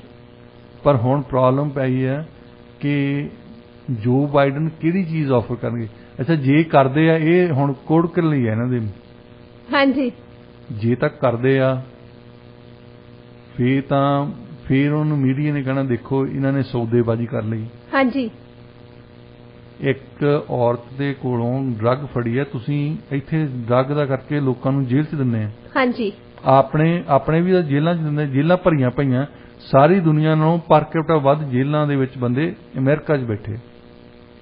ਜੇ ਤੁਸੀਂ ਉਸ ਲੜਕੀ ਦੇ ਕੋਲੋਂ ਡਰੱਗ ਫੜੀ ਆ, ਉਹਨਾਂ ਇੱਥੇ ਲਿਆਉਣ ਲਈ ਤੁਸੀਂ ਸੌਦੇਬਾਜ਼ੀ ਕਰਦੇ ਫਿਰਦੇ ਆ, ਇਹ ਹੁਣ ਇਹ ਵੀ ਪ੍ਰੋਬਲਮ ਹੈ। ਹਾਂਜੀ। ਦੂਸਰੀ ਪ੍ਰੋਬਲਮ ਹੈ ਇੱਕ ਕਾਲੀ ਪਲੇਅਰ ਆ ਤਕੜੀ, ਜਿਹਦੇ ਪਿੱਛੇ ਸਾਰੀ ਕਾਲੀ ਕਮਿਊਨਿਟੀ ਹੈ। ਹਾਂਜੀ। ਉਹ ਕਹਿੰਦੇ ਕਿ ਤੁਸੀਂ ਸਾਡੇ ਨਾਲ ਵਿਤਕਰਾ ਕਰਦੇ ਆ, ਜੇ ਗੋਰੀ ਹੁੰਦੀ ਤਾਂ ਤੁਸੀਂ ਸੌਦੇਬਾਜ਼ੀ ਕਰ ਲੈਣੀ ਸੀ। ਹਾਂਜੀ। ਤੇ ਇਹ ਕਾਲੀ ਪਲੇਅਰ ਕਰਕੇ ਤੁਸੀਂ ਹਿਲਦੇ ਨਹੀਂ। ਹਾਂਜੀ। ਜਿਨ੍ਹਾਂ ਔਰਤਾਂ ਨੇ ਇਹ ਲੈਟਰ ਲਿਖੀ ਆ ਉਹਨਾਂ ਨੇ ਵੈਸੇ ਇਹਦੇ 'ਚ ਮੈਂਸ਼ਨ ਵੀ ਕੀਤਾ, ਉਹਨਾਂ ਨੇ ਉਦਾਂ ਵੀ ਕਿਹਾ ਕਿ ਬਾਈਡਨ ਪ੍ਰਸ਼ਾਸਨ ਵੱਲੋਂ ਕੁਝ ਕੀਤਾ ਨਹੀਂ ਜਾ ਰਿਹਾ ਹੈਗਾ, ਸਿਰਫ ਉਹਨਾਂ ਨੂੰ ਕਹਿ ਦਿੱਤਾ ਜਾਂਦਾ ਕਿ ਉਹ ਇਸ ਚੀਜ਼ ਤੇ ਕੰਮ ਕਰ ਰਹੇ ਆ। ਹੁਣ ਬਾਈਡਨ ਤੇ ਇਹ ਵੀ ਬੰਦਾ ਕਹਿ ਸਕਦਾ ਕਿ ਇਹ ਨਹੀਂ ਕਰਦੇ, ਉਹਨਾਂ ਨੂੰ ਪਤਾ ਹੀ ਨਹੀਂ ਹੋਣਾ, 2 ਮਿੰਟ ਬਾਅਦ ਤਾਂ ਭੁੱਲ ਜਾਂਦੇ ਆ। ਹਾਂਜੀ। ਗੱਲ ਕਰਕੇ ਗਏ ਹੋਣੇ ਆ, ਉਦੋਂ ਬਾਅਦ ਭੁੱਲ ਗਿਆ ਹੋਣਾ ਵਿਚਾਰਾ ਜੀ। ਪਰ ਨਾਲ ਦੇ ਜਿਹੜੇ ਆਫੀਸਰ ਆ, ਸਟਾਫ ਆ, ਉਹ ਤਾਂ ਅਲਰਟ ਆ ਨਾ। ਹਾਂਜੀ। ਉਹਨਾਂ ਨੂੰ ਕੁਛ ਨਾ ਕੁਛ ਕਰਨਾ ਪੈਂਦਾ, ਪਰ ਪ੍ਰੋਬਲਮ ਆਹ ਹੀ ਆ, ਜੇ ਕਰਦੇ ਆ ਤਾਂ ਵੀ ਫਸਦੇ ਆ, ਜੇ ਨਹੀਂ ਕਰਦੇ ਤਾਂ ਵੀ ਫਸੇ ਆ। ਹਾਂਜੀ। ਇਸ ਸਮੇਂ ਤੁਸੀਂ ਸੁਣ ਰਹੇ ਹੋ ਪ੍ਰੋਗਰਾਮ ਪੰਜਾਬੀ ਆਵਾਜ਼ ਰੇਡੀਓ ਇੰਡੀਆ KRPI 1110 AM ਤੇ। ਡਾਕਟਰ ਸਾਹਿਬ, ਰੁੱਖ ਕਰਦੇ ਅਗਲੀ ਖਬਰ ਵੱਲ। ਅਗਸਤ 1948 ਵਿੱਚ US ਨੈਸ਼ਨਲ ਸਿਕਿਉਰਿਟੀ ਕਾਉਂਸਲ ਨੇ ਮੈਮੋਰੈਂਡਮ ਜਾਰੀ ਕੀਤਾ ਸੀ। ਉਦੋਂ ਰਸ਼ੀਆ ਤੇ ਯੂਕਰੇਨ ਬਾਰੇ ਕੁਝ ਹੋਰ ਕਿਹਾ ਜਾਂਦਾ ਸੀ, ਇਹਦੇ 'ਚ ਕੁਝ ਹੋਰ ਕਿਹਾ ਗਿਆ ਤੇ ਹੁਣ ਕੁਝ ਹੋਰ ਕਹਿ ਰਹੇ ਨੇ। ਇਹ ਮੈਮੋਰੈਂਡਮ ਵੀ US ਡਿਫੈਂਸ ਸੈਕਟਰੀ ਦੇ ਅੱਜ ਤੇ ਕੀਤਾ, ਉਹਨਾਂ ਰਿਲੀਜ਼ ਕੀਤਾ ਸੀ ਕਿ ਅਮਰੀਕਨ ਆਬਜੈਕਟਿਵ ਕੀ ਆ ਸੋਵੀਅਤ ਯੂਨੀਅਨ ਦੇ ਵਿੱਚ। ਇਹ ਉਦੋਂ ਦੇ ਹੀ ਉਸ ਵੇਲੇ ਹੀ ਚਾਹੁੰਦੇ ਸੀ ਕਿ ਰਸ਼ੀਆ ਟੁੱਟ ਜਾਵੇ, ਕਿਉਂਕਿ ਰਸ਼ੀਆ ਇੱਕ ਮੇਜਰ ਪਾਵਰ ਦੇ ਤੌਰ ਤੇ ਉੱਭਰ ਰਿਹਾ ਸੀ। ਔਰ ਸਵਾਲ ਆਇਆ ਕਿ ਯੂਕਰੇਨ ਨੂੰ ਰਸ਼ੀਆ ਤੋਂ ਅਲੱਗ ਕੀਤਾ ਜਾ ਸਕਦਾ। ਉਸ ਵੇਲੇ ਇਹਨਾਂ ਦਾ ਹੀ ਮੈਮੋਰੈਂਡਮ, ਇਹਨਾਂ ਨੇ ਬੰਦਿਆਂ ਨੇ ਕਿਹਾ, ਅਮਰੀਕਾ ਵਾਲਿਆਂ ਨੇ, ਕਿ ਨਹੀਂ, ਯੂਕਰੇਨ ਨੂੰ ਤੇ ਰਸ਼ੀਆ ਨੂੰ ਇਹ ਇੱਕ ਦੂਜੇ ਨਾਲ ਤਾਣਾ ਬਾਣਾ ਇਹਨਾਂ ਦਾ ਬਹੁਤ ਆ। ਨੰਬਰ 1 ਉਹ ਕਹਿੰਦੇ ਕਿ ਇਹਨਾਂ ਦੀ ਇਕਨੋਮੀ ਦੇਖ ਲਓ, ਜਿੱਦਾਂ ਉਹਨਾਂ ਨੇ ਆਪਣੀ ਐਗਜ਼ਾਮਪਲ ਦਿੱਤੀ ਕਿ ਜਿੱਦਾਂ ਸਾਡੇ ਨਾਲ ਮਿਡ ਵੈਸਟ ਆ, ਮਿਡ ਵੈਸਟ ਦੇ ਸਟੇਟ ਜਿਹੜੀਆਂ Iowa, north Dakota, south Dakota ਵਗੈਰਾ, ਤਾਂ ਗ੍ਰੇਟ ਲੇਕਸ ਆ ਸਾਡੇ, ਇਹ ਜੇ ਜੁਦੀਆਂ ਕਰਤੀਆਂ ਜਾਣ ਤਾਂ ਅਮਰੀਕਾ ਦਾ ਕੀ ਬਣੂਗਾ, ਸਾਡੀ ਇਕਨੋਮੀ ਦਾ ਕੀ ਬਣੂਗਾ। ਇਸੇ ਤਰ੍ਹਾਂ ਯੂਕਰੇਨ ਜਿਹੜੀ ਆ ਇਹ ਰਸ਼ੀਅਨ ਇਕਨੋਮੀ ਦਾ ਹਿੱਸਾ ਆ। ਹੁਣ ਜਿਹੜੀ ਬੋਲੀ ਬੋਲਦੇ ਆ, ਹੁਣ ਇਦਾਂ ਦੱਸਦੇ ਆ ਕਿ ਕਦੇ ਵੀ ਕਿਸੇ ਅਖਬਾਰ ਨੇ ਇਹ ਨਹੀਂ ਕਿਹਾ ਕਿ ਯੂਕਰੇਨ ਤੇ ਰਸ਼ੀਆ ਇਕੱਠੇ ਹੀ ਹੁੰਦੇ ਸੀ। ਇਹ ਸੋਵੀਅਤ ਯੂਨੀਅਨ ਦੇ ਸਮੇਂ ਨਹੀਂ, ਉਸ ਤੋਂ ਪਹਿਲਾਂ ਸਦੀਆਂ ਭਰ ਐਕਚੁਅਲੀ ਰਸ਼ੀਆ ਦੀ ਰਾਜਧਾਨੀ ਯੂਕਰੇਨ ਦੀ ਰਾਜਧਾਨੀ ਕੀਵ ਹੁੰਦੀ ਸੀ ਜੀ। ਤਾਂ ਔਰ ਇਹਨਾਂ ਦੀ ਜਿਹੜੀ ਲੈਂਗੁਏਜ ਆ ਨਾ, ਉਹ ਤੁਸੀਂ ਯੂਕਰੇਨੀਅਨ ਤੇ ਰਸ਼ੀਅਨ ਦੇ ਵਿੱਚ ਤਕਰੀਬਨ 2/3 ਹਿੱਸਾ ਰਲਦਾ ਆ। ਜੇ ਤੁਸੀਂ ਯੂਕਰੇਨੀਅਨ ਜਾਣਦੇ ਆ, ਤੁਸੀਂ ਰਸ਼ੀਅਨ ਸਮਝ ਸਕਦੇ ਆ, ਕੋਈ ਪ੍ਰੋਬਲਮ ਨਹੀਂ। ਇੰਨਾ ਇੰਟਰਟਵਾਈਨ ਹੈ। ਤੇ ਅੱਜ ਕੱਲ ਇਦਾਂ ਪੇਸ਼ ਕਰਨ ਲੱਗਦੇ ਆ ਕਿ ਇਹ ਤਾਂ ਦੁਸ਼ਮਣ ਆ, ਇਹ ਤਾਂ ਇੱਕ ਦੂਜੇ ਨਾਲ ਰਹਿ ਹੀ ਨਹੀਂ ਸਕਦੇ, ਇੱਕ ਦੂਜੇ ਨੂੰ ਦੇਖ ਹੀ ਨਹੀਂ ਸਕਦੇ। ਹਾਂਜੀ ਡਾਕਟਰ ਸਾਹਿਬ, ਵੈਸੇ ਤੁਸੀਂ ਬਿਲਕੁਲ ਸਹੀ ਕਿਹਾ ਕਿ ਅੱਜ ਕੱਲ ਜਿਹੜੇ ਹੁਣ ਦੇ ਹਾਲਾਤਾਂ ਦੇ ਵਿੱਚ ਜੇ ਦੇਖਦੇ ਆ ਤਾਂ ਫਿਰ ਇਹੀ ਸਾਹਮਣੇ ਆ ਰਿਹਾ ਕਿ ਇਹ ਲੱਗਦਾ ਕਿ ਦੁਸ਼ਮਣ ਨੇ, ਇਹਨਾਂ ਦੀ ਕਦੇ ਵੀ ਇੱਕ ਦੂਜੇ ਦੇ ਨਾਲ ਕਿਸੇ ਤਰੀਕੇ ਦੀ ਵੀ ਸਾਂਝ ਨਹੀਂ ਹੋਣੀ ਹੈਗੀ। ਡਾਕਟਰ ਸਾਹਿਬ ਰੁੱਖ ਕਰਦੇ ਆ ਹੁਣ ਅਗਲੀ ਖਬਰ ਵੱਲ। ਡਾਕਟਰ ਸਾਹਿਬ, ਆਮ ਤੌਰ ਤੇ ਆਪਾਂ ਦੇਖਿਆ ਵੀ ਜਦੋਂ ਕਿਸੇ ਦੀ ਡੈਥ ਹੋ ਜਾਂਦੀ ਆ, ਉਹਨਾਂ ਦੇ ਜਿਹੜੇ ਬੱਚੇ ਹੁੰਦੇ ਆ ਉਹਨਾਂ ਨੂੰ ਜਦੋਂ ਯਾਦ ਕਰਦੇ ਆ ਓਬਿਚਰੀ ਦੇ ਵਿੱਚ ਤਾਂ ਚੰਗੀਆਂ ਗੱਲਾਂ ਕਰਦੇ ਆ। ਮੋਸਟਲੀ ਵੈਸੇ ਵੀ ਜਦੋਂ ਕੋਈ ਬੰਦਾ ਮਰ ਜਾਂਦਾ ਨਾ, ਉਹਦੀਆਂ ਚੰਗੀਆਂ ਗੱਲਾਂ ਹੀ ਕੀਤੀਆਂ ਜਾਂਦੀਆਂ ਨੇ। ਪਰ ਹੁਣ ਇੱਕ ਅਜੀਬ ਜਿਹੀ ਓਬਿਚਰੀ ਕਹਿ ਲਓ ਕਿ ਸਾਹਮਣੇ ਆਈ ਆ, ਜਿਸ ਵਿੱਚ ਇੱਕ ਮੁੰਡੇ ਦੇ ਡੈਡੀ ਦੀ ਡੈਥ ਹੋ ਜਾਂਦੀ ਆ ਤੇ ਉਹ ਆਪਣੇ ਡੈਡੀ ਦੀਆਂ ਸਾਰੀਆਂ ਮਾੜੀਆਂ ਗੱਲਾਂ ਉਸ ਓਬਿਚਰੀ ਦੇ ਵਿੱਚ ਡਿਸਕਸ ਕਰਦਾ। ਦੇਖੋ, ਜਿਹੜਾ ਬੰਦਾ ਚਲਾ ਗਿਆ ਉਹਦੇ ਵੱਲੋਂ ਤੁਸੀਂ ਮੰਦਾ ਬੋਲੋ ਚਾਹੇ ਚੰਗਾ ਬੋਲੋ, ਉਹਨੂੰ ਤਾਂ ਪਤਾ ਨਹੀਂ ਲੱਗਣਾ। ਹਾਂ, ਜਿਹੜੇ ਬੰਦੇ ਰਹਿੰਦੇ ਆ, ਉਹਨਾਂ ਦੇ ਪੁੱਤ ਪੋਤੇ ਆ, ਉਹਨਾਂ ਦੇ ਦੋਸਤ ਆ, ਮਿੱਤਰ ਆ, ਸਮਾਜ ਆ, ਉਹਨਾਂ ਨੂੰ ਜ਼ਰੂਰ ਪਤਾ ਲੱਗਦਾ। ਬੈਲਮਾਊਂਟ ਨਿਊਯਾਰਕ ਦੀ ਗੱਲ ਹੈ। ਹਾਂਜੀ। ਉਹ ਪਹਿਲੀ ਤਾਂ ਗੱਲ ਲਿਖਦਾ ਵਿਚਰੀ ਦੇ ਵਿੱਚ ਕਿ ਉਹਦੇ ਫਾਦਰ 81 ਸੀ, 81 ਸਾਲ ਦੇ ਸੀ। ਹਾਂਜੀ। ਕਿ ਇਹ ਉਮਰ ਨਾਲੋਂ ਵੱਧ ਜੀ ਗਿਆ। ਹਾਂਜੀ। ਕਹਿੰਦਾ ਮਰਨਾ ਤਾਂ ਇਹਨੂੰ ਪਹਿਲਾਂ ਹੀ ਚਾਹੀਦਾ ਸੀ, ਪਰ ਉਸ ਵੇਲੇ ਨਹੀਂ ਮਰਿਆ, ਹੁਣ ਮਰਿਆ, ਚਲੋ ਸ਼ੁਕਰ ਹੈ। ਇਹਨਾਂ ਨੇ ਸ਼ੁਰੂਆਤ ਇੱਥੋਂ ਹੀ ਕੀਤੀ। ਸ਼ੁਕਰ ਹੈ ਮਰ ਗਿਆ। ਹਾਂਜੀ। ਅੱਛਾ, ਫੇਰ ਉਹਦੇ ਬਾਰੇ ਲਿਖਦੇ ਆ ਕਿ ਉਹ ਪਿਆਰ ਤਾਂ ਬਹੁਤ ਕਰਦਾ ਸੀ, ਪਰ ਆਪਣੇ ਆਪ ਨੂੰ ਹੀ ਕਰਦਾ ਸੀ। ਹਾਂਜੀ। ਕਿਸੇ ਲਈ ਪਿਆਰ ਹੈ ਨਹੀਂ ਸੀ ਉਹਦੇ ਕੋਲ, ਉਹਦੇ ਦਿਲ 'ਚ ਹੈ ਨਹੀਂ ਸੀ ਮੋਹ ਕਿਸੇ ਬੱਚੇ ਦੇ ਲਈ ਵੀ, ਕਿਸੇ ਲਈ ਵੀ। ਕੁਛ ਨਾ ਕੁਛ ਉਹਨੇ ਕੀਤਾ ਹੋਣਾ। ਕਹਿੰਦਾ ਆਲਕਾਹੋਲਿਕ ਸੀ, ਸ਼ਰਾਬ ਬਹੁਤ ਪੀਂਦਾ ਸੀ।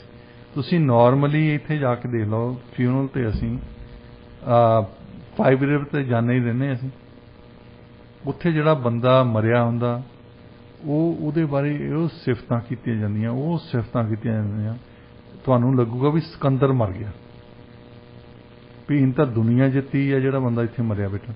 ਮੈਂ ਪਿੱਛੇ ਜਾ ਕਿਸੇ ਦੇ ਨਾਲ ਬੈਠਾ ਸੀ, ਉਹਨਾਂ ਦੇ ਪੇਂਡੂ ਦੀ ਮੌਤ ਹੋਈ ਸੀ, ਜਿਹੜੇ ਮੇਰੇ ਨਾਲ ਬੰਦਾ ਬੈਠਾ ਸੀ, ਮੈਨੂੰ ਵੀ ਜਾਣਦਾ ਸੀ। ਤੇ ਮੈਂ ਉਹ ਸੁਣਨ ਲੱਗ ਪਿਆ, ਫਿਰ ਉਹ ਬੋਲਦੇ ਆ, ਭਾਸ਼ਣ ਦਿੰਦੇ ਆ, ਕੋਈ ਵੀ ਇਹਨੇ ਤਾਂ ਇੰਨਾ ਪਰਿਵਾਰ ਲਈ ਕਰਦਾ ਸੀ, ਪਰਿਵਾਰ ਨੂੰ ਚੰਗਾ ਚੱਕ ਦਿੱਤਾ ਜੀ, ਆਹ ਕਰਤਾ ਉਹ ਕਰਤਾ। ਉਹ ਬੰਦਾ ਬਾਅਦ ਦੇ ਵਿੱਚ ਮੈਨੂੰ ਕਹਿੰਦਾ, ਬਾਹਰ ਆ ਕੇ ਕਹਿੰਦਾ, ਇਹਨੂੰ ਪਿੰਡ 'ਚ ਕੁੱਕੜ ਚੋਰ ਸੱਦਦੇ ਹੁੰਦੇ ਸੀ, ਕੁੱਕੜ ਲੋਕਾਂ ਦੀ ਚੋਰੀ ਕਰ ਲੈਂਦਾ ਹੁੰਦਾ ਸੀ। ਮੈਂ ਦੇਖੋ, ਪਿੰਡ ਦਿਆਂ ਨੂੰ ਤਾਂ ਪਤਾ ਹੀ ਆ। ਹਾਂਜੀ। ਤੁਸੀਂ ਕਿਹੜੇ ਤੋਂ ਚੀਜ਼ਾਂ ਲੁਕੋ ਕੇ ਰੱਖੋਗੇ। ਹਾਂਜੀ। ਜਿਹੜੀ ਕਿਸੇ ਨੇ ਜੋ ਕੁਝ ਕੀਤਾ, ਠੀਕ ਹੈ, ਤੁਸੀਂ ਉਹਦੇ ਬਾਰੇ ਮਾੜੀ ਗੱਲ ਨਾ ਕਹੋ, ਪਰ ਏਦਾਂ ਨਾ ਬਣਾਓ ਵੀ ਉਹ ਰੱਬ ਹੀ ਮਰ ਗਿਆ। ਹਾਂਜੀ। ਜਿੱਦਾਂ ਕੋਈ ਕੋਸ਼ਿਸ਼ ਕਰੋ ਵੀ ਸਹਿਜੀ ਦੀ ਗੱਲ ਕਰੋ। ਇੱਕ ਪਿੱਛੇ ਜਿਹੇ ਇੰਡੀਆ ਦੇ ਵਿੱਚ ਥੋੜਾ ਚਿਰ ਇੱਕ ਡਰਾਮਾ ਆਇਆ ਸੀ, ਉਹਦੀ ਸੀਰੀਜ਼ ਸੀ। ਇੱਕ ਕੋਈ ਮਿਡਲ ਏਜਡ ਬੰਦੇ ਦੀ ਡੈਥ ਹੋ ਜਾਂਦੀ ਹੈ। ਹਾਂਜੀ। ਤੇ ਉਹ ਮਿਡਲ ਏਜ ਬੰਦਾ ਜਾ ਕੇ ਯਮਰਾਜ ਦੇ ਨਾਲ ਫਿਰ ਝਗੜਦਾ ਹੈ ਵੀ ਤੂੰ ਮੈਨੂੰ ਇੱਥੋਂ ਚੱਕ ਲਿਆ, ਮੇਰੇ ਤਾਂ ਮੁੰਡੇ ਜਵਾਨ ਹੈ, ਮੇਰੀ ਕੁੜੀ ਜਵਾਨ ਹੈ, ਮੈਨੂੰ ਤਾਂ ਘਰ ਵਾਲੀ ਨੂੰ ਪਤਾ ਹੀ ਨਹੀਂ ਕੁਛ, ਕਦੇ ਬੈਂਕ 'ਚ ਨਹੀਂ ਗਈ, ਕਦੇ ਦੁੱਧ ਨਹੀਂ ਲੈਣ ਗਈ, ਉਹਨਾਂ ਦਾ ਕਿੱਦਾਂ ਗੁਜ਼ਾਰਾ ਹੋਊਗਾ। ਤੇ ਉਹ ਯਮਰਾਜ ਕਹਿੰਦਾ, ਤੈਨੂੰ ਭੁਲੇਖਾ ਹੀ ਆ, ਤੈਨੂੰ ਲੱਗਦਾ ਹੀ ਆ ਉਹਨਾਂ ਨੇ ਆਪਣਾ ਸਭ ਗੁਜ਼ਾਰਾ ਠੀਕ ਕਰ ਲੈਣਾ, ਕੋਈ ਤੈਨੂੰ ਜਾਣ ਦੀ ਲੋੜ ਨਹੀਂ। ਇਹ ਬੰਦੇ ਨੂੰ ਲੱਗਦਾ ਹੀ ਹੁੰਦਾ, ਵੈਸੇ ਤੁਸੀਂ ਜਾ ਕੇ ਪਰੇ ਹੋ ਕੇ ਦੇਖੋ ਨਾ, ਸਭ ਕੁਝ ਠੀਕ ਚੱਲਦਾ ਹੁੰਦਾ। ਹਾਂਜੀ। ਉਹ ਬੰਦੇ ਦੇ ਆਪਣੇ ਮਨ ਦੇ ਵਿੱਚ ਹੀ ਭੁਲੇਖਾ ਹੁੰਦਾ ਵੀ ਮੇਰੇ ਤੋਂ ਬਿਨਾਂ ਸਭ ਕੁਝ ਇਹਨਾਂ ਦਾ ਤਬਾਹ ਹੋ ਜਾਣਾ। ਹਾਂਜੀ। ਕਲੈਪਸ ਹੋ ਜਾਣੀ ਦੁਨੀਆ। ਕਲੈਪਸ ਕੋਈ ਨਹੀਂ ਹੁੰਦੀ, ਥੋੜੇ ਕੁ ਦਿਨ ਉਹਨਾਂ ਨੂੰ ਦਰਦ ਜ਼ਰੂਰ ਹੁੰਦਾ, ਜਿਹੜੇ ਤੁਹਾਡੇ ਨਾਲ ਪਿਆਰ ਕਰਦੇ ਆ, ਸੰਦੇਹ ਕਰਦੇ ਆ। ਹਾਂਜੀ। ਪਰ ਉਦੋਂ ਬਾਅਦ ਉਹਨਾਂ ਦੀ ਜ਼ਿੰਦਗੀ ਚੱਲਦੀ ਰਹਿੰਦੀ ਹੈ, ਉਹ ਕੰਮ ਤੇ ਵੀ ਜਾਂਦੇ ਆ। ਜਿਹੜਾ ਕੰਮ ਨਹੀਂ ਕਰਦੇ ਹੁੰਦੇ ਸੀ ਉਹ, ਜੇ ਅੱਜ ਮੈਂ ਕਹਾਂ ਕਿ ਬੱਚਿਆਂ ਦਾ ਕੰਮ ਆ, ਜੇ ਮੈਂ ਕੁਝ ਕਰਦਾ ਤਾਂ ਉਹ ਕਰਦੇ ਆ, ਨਹੀਂ ਉਹਨਾਂ ਤੋਂ ਕਰ ਨਹੀਂ ਹੋਣਾ। ਮੈਂ ਜਾ ਕੇ ਪਰੇ ਜਾ ਕੇ ਬੈਠ ਕੇ ਤਾਂ ਦੇਖਾਂ, ਉਹਨਾਂ ਨੇ ਵੀ ਕਰ ਲੈਣਾ। ਹਾਂਜੀ। ਜਦੋਂ ਭਾਰ ਪੈਂਦਾ ਨਾ ਮੋਢਿਆਂ ਤੇ, ਸਭ ਕੁਝ ਕਰ ਲੈਂਦੇ ਜੀ। ਜਮਰਾਜ ਦੇ ਨਾਲ ਉਹ ਬੈਠਦਾ ਰਿਹਾ ਬੰਦਾ, ਤੇ ਜਮਰਾਜ ਨੇ ਫਿਰ ਪੱਕੇ ਨੇ ਇੱਕ ਦਿਨ ਫਿਰ ਰੱਬ ਨੂੰ ਪੁੱਛਿਆ, ਕਹਿੰਦਾ ਵੀ ਕੀ ਕਰਾਂ ਇਹਦਾ, ਮੈਂ ਚੱਕ ਤਾਂ ਲਿਆਇਆ ਇਹਨੂੰ। ਉਹ ਕਹਿੰਦਾ ਚੱਲ ਏਦਾਂ ਕਰ, ਇਹਨੂੰ ਥੋੜੇ ਦਿਨ ਭੇਜ ਦੇ, ਇਹਨੂੰ ਕਹ ਵੀ ਦੇਖ ਲਾ ਜਾ ਕੇ। ਉੱਥੇ ਮਹੀਨਾ ਡੇਢ ਮਹੀਨਾ ਉਹ ਲੱਗਾ ਰਿਹਾ, ਉਹ ਉੱਥੇ ਜਿੰਨਾ ਚਿਰ ਲੱਗਾ ਆਪਣੇ ਪ੍ਰੋਟੈਸਟ ਕਰਨ। ਕਹਿੰਦਾ ਇਹਨੂੰ 1.5-2 ਮਹੀਨਿਆਂ ਬਾਅਦ ਉੱਥੇ ਭੇਜ ਦੇ, ਹਾਲੇ ਇਹਨੂੰ ਕਹੇ ਥੋੜਾ ਚਿਰ ਤਾਂ ਰਹਿ ਲਾ ਇੱਥੇ, ਤੇਰੇ ਸ਼ਾਇਦ ਮਨ ਬਦਲ ਹੀ ਜਾਵੇ। ਪਰ ਜੇ ਨਹੀਂ ਗਿਆ ਤਾਂ ਕਹਿੰਦਾ ਵੀ 1.5-2 ਮਹੀਨਿਆਂ ਬਾਅਦ ਇਹਨੂੰ ਭੇਜ ਦੇ, ਜਾ ਕੇ ਦੇਖ ਲਵੇ ਇਹਦਾ ਪਰਿਵਾਰ ਕਿੱਦਾਂ ਰਹਿੰਦਾ। ਹਾਂਜੀ। ਹੁਣ ਉਹ ਬੰਦੇ ਨੂੰ ਭੇਜ ਦਿੱਤਾ ਇੱਥੇ। ਜਮਰਾਜ ਕਹਿੰਦਾ ਵੀ ਜਾ ਦੇਖਿਆ ਆਪਣੀ। ਹੁਣ ਬੰਦਾ ਆਇਆ, ਉਹਨੇ ਜਦੋਂ ਪਹਿਲਾਂ ਤਾਂ ਦੇਖਦੀ ਆ, ਉਹਦੀ ਕੁੜੀ ਦੇਖਦੀ ਆ, ਉਹਨੇ ਬੜੇ ਭੜਕੀਲੇ ਜਿਹੇ ਕੱਪੜੇ ਪਾਏ ਹੁੰਦੇ, ਤੇ ਉਹ ਕਾਰ ਲੈ ਕੇ ਤਾਂ ਕਲੱਬ ਨੂੰ ਚੱਲੀ ਹੁੰਦੀ। ਉਹ ਦੇਖਦੀ ਆ, ਪਾਪਾ ਫੇਰ ਆ ਗਏ, ਇਹ ਤਾਂ ਮੈਨੂੰ ਇੱਥੋਂ ਘਰੋਂ ਬਾਹਰ ਨਹੀਂ ਨਿਕਲਣ ਦਿੰਦੇ ਸੀ। ਹਾਂਜੀ। ਉਹ ਆਬਜੈਕਸ਼ਨ ਉਹਨੂੰ ਦਿਮਾਗ ਦੇ ਵਿੱਚ ਆ ਗਿਆ, ਇਹ ਕਿੱਥੋਂ ਆ ਗਿਆ। ਅੱਛਾ, ਉਹਨੂੰ ਸੁਣ ਪਿਆ ਵੀ ਮੈਨੂੰ ਦੇਖ ਕੇ ਤਾਂ ਚਾਅ ਚੜ੍ਹਨਾ ਚਾਹੀਦਾ ਇਹਨੂੰ। ਹਾਂਜੀ। ਇਹਨੂੰ ਆਬਜੈਕਸ਼ਨ ਆ ਵੀ ਆ ਕਿੱਥੋਂ ਗਿਆ ਇਹ। ਹਾਂਜੀ। ਆ ਤਾਂ ਪ੍ਰੋਬਲਮ ਆ ਗਈ, ਮੈਂ ਕਲੱਬ ਨੂੰ ਕਿੱਥੋਂ ਜਾਊਂਗੀ। ਉਹਨੇ ਸੋਚਿਆ ਸੀਗਾ ਵੀ ਜਦੋਂ ਜਾਊਗਾ ਤੇ ਦੇਖ ਕੇ ਕਿਤੇ ਖੁਸ਼ ਹੋਣਗੇ ਬੱਚੇ, ਖੁਸ਼ ਹੋਣਗੇ ਵੀ ਅਸੀਂ ਤਾਂ ਰੁਲ ਗਏ ਸੀ ਤੇਰੇ ਤੋਂ ਬਿਨਾ, ਤੂੰ ਆ ਗਿਆ। ਹਾਂਜੀ। ਅੱਛਾ, ਫੇਰ ਉਹ ਮਾੜਾ ਜਿਹਾ ਅੰਦਰ ਜਾਂਦਾ ਹੈ ਤਾਂ ਉਹਦੀ ਘਰ ਵਾਲੀ ਦੱਸਦੀ ਹੈ, ਘਰ ਵਾਲੀ ਇੱਧਰ ਉੱਧਰ ਬਿਜ਼ੀ ਆ, ਕਿਟੀ ਪਾਰਟੀ ਕਰਨੀ ਆ ਉਹਨੇ, ਵੀ ਚੱਲ ਬੱਚੇ ਬਾਹਰ ਗਏ ਆ, ਮੈਂ ਕਿਟੀ ਪਾਰਟੀ ਕਰਦੀ ਹਾਂ। ਘਰ ਵਾਲੀ ਵੀ ਪਾਰਟੀ 'ਚ ਬਿਜ਼ੀ ਆ। ਤੇ ਉਹਦੀ ਨਿਗਾਹ ਦੇ ਵਿੱਚ ਆ ਜਾਂ ਮਾੜੀ ਜੀ ਦੇਖਦੀ ਆ ਉਹਦੇ, ਤੇ ਉਹ ਬੰਦਾ ਉੱਥੇ ਇੱਕ ਪਰਦੇ ਦੇ ਪਿੱਛੇ ਛੁਪਿਆ ਹੈ। ਉਹ ਮਾਰਦੀ ਸਿਰ ਤੇ ਹੱਥ, ਕਹਿੰਦੀ ਅੱਜੇ ਹੀ ਬੀਮੇ ਦੇ ਪੈਸੇ ਮਿਲੇ ਸੀ, ਇਹਨੇ ਫੇਰ ਪੰਗਾ ਪਾਤਾ, ਅੱਜ ਦਿਖਣ ਲੱਗ ਗਿਆ, ਹੁਣੇ ਹੀ ਆ ਗਿਆ ਇਹ। ਹਾਂਜੀ। ਮਸੀਂ ਤਾਂ ਪੈਸੇ ਮਿਲੇ ਸੀ ਇੰਸ਼ੋਰੈਂਸ ਦੇ। ਹਾਂਜੀ। ਤੇ ਇਹਦੇ ਜਿਹੜੇ DA ਜੋ ਵੀ ਮਿਲਦੇ ਹੁੰਦੇ ਇਹਨਾਂ ਨੂੰ, ਉਹ ਵੀ ਜਾਂਦੇ ਲੱਗਣੇ ਸਾਡੇ ਤਾਂ। ਉਹਨੂੰ ਸਿਰਫ ਤੇ ਸਿਰਫ ਇਸ ਗੱਲ ਦਾ ਫਿਕਰ ਲਗਾਇਆ ਸੀ ਕਿ ਉਹ ਪੈਸੇ ਜਾਂਦੇ ਲੱਗਣੇ। ਹਾਂਜੀ। ਤੇ ਉਹ ਕਲੈਪਸ ਹੋ ਕੇ ਡਿੱਗ ਪਈ, ਤੇ ਉਹਦਾ ਮੁੰਡਾ ਕਿਤੇ ਪੌੜੀਆਂ ਚੋਂ ਥੱਲੇ ਨੂੰ ਆਉਂਦਾ ਨੱਠ ਕੇ, ਤੇ ਫਿਰ ਉਹ ਆਪਣੀ ਮਾਂ ਨੂੰ ਚੱਕਦਾ, ਤੇ ਉਹ ਪਿਓ ਦਾ ਪਰੇ ਖੜਾ ਹੁੰਦਾ, ਦੇਖ ਰਿਹਾ ਹੁੰਦਾ ਸਾਰਾ ਕੁਝ, ਉਹ ਸਾਰਾ ਕੁਝ ਦੇਖਦਾ। ਉਹ ਕਹਿੰਦਾ ਲੈ ਆ ਫੇਰ ਆ ਗਿਆ, ਅੱਗੇ ਮੈਂ ਘਰੋਂ ਮੈਨੂੰ ਬਾਹਰ ਨਹੀਂ ਸੀ ਜਾਣ ਦਾ 7 ਵਜੇ ਤੋਂ ਬਾਅਦ, ਹੁਣ ਜਾਣ ਲੱਗੇ ਤਾਂ ਇਹ ਫੇਰ ਪੰਗਾ ਪਾਊਗਾ। ਫਿਰ ਉਹਨੇ ਜਦੋਂ ਦੇਖਿਆ ਨਾ, ਜਦ ਮੁੰਡਾ ਵੀ ਇਦਾਂ ਦੀਆਂ ਗੱਲਾਂ ਕਰਦਾ, ਲੜਕੀ ਵੀ ਇਦਾਂ ਦੀਆਂ ਗੱਲਾਂ ਕਰਦਾ, ਤਾਂ ਫਿਰ ਉਹ ਚਲ ਗਿਆ ਜਮਰਾਜ ਦੇ ਕੋਲ। ਤੇ ਜਮਰਾਜ ਕਹਿੰਦਾ ਕਿੱਦਾਂ? ਉਹ ਕਹਿੰਦਾ ਜੀ ਤੁਸੀਂ ਇੱਥੇ ਹੀ ਰੱਖ ਲਓ ਮੈਨੂੰ। ਕਹਿੰਦਾ ਨਹੀਂ ਤੂੰ ਕਹਿੰਦਾ ਸੀ ਮੈਂ ਵਾਪਸ ਜਾਣਾ, ਤੇਰੇ ਤੋਂ ਬਿਨਾਂ ਤਾਂ ਗੁਜ਼ਾਰਾ ਨਹੀਂ ਉਹਨਾਂ ਦਾ, ਰੁਲ ਜਾਣਗੇ, ਕੀ ਕਰਨਗੇ ਫੈਮਿਲੀ ਵਾਲੇ। ਕਹਿੰਦਾ ਰੋਲੇ ਨਾਲੇ ਕੋਈ ਨਹੀਂ ਜੀ, ਉਹ ਮੇਰੇ ਨਾਲ ਜ਼ਿਆਦਾ ਐਸ਼ ਕਰਦੇ ਆ, ਜ਼ਿਆਦਾ ਇੰਜੋਏ ਕਰਦੇ ਆ ਲਾਈਫ ਨੂੰ।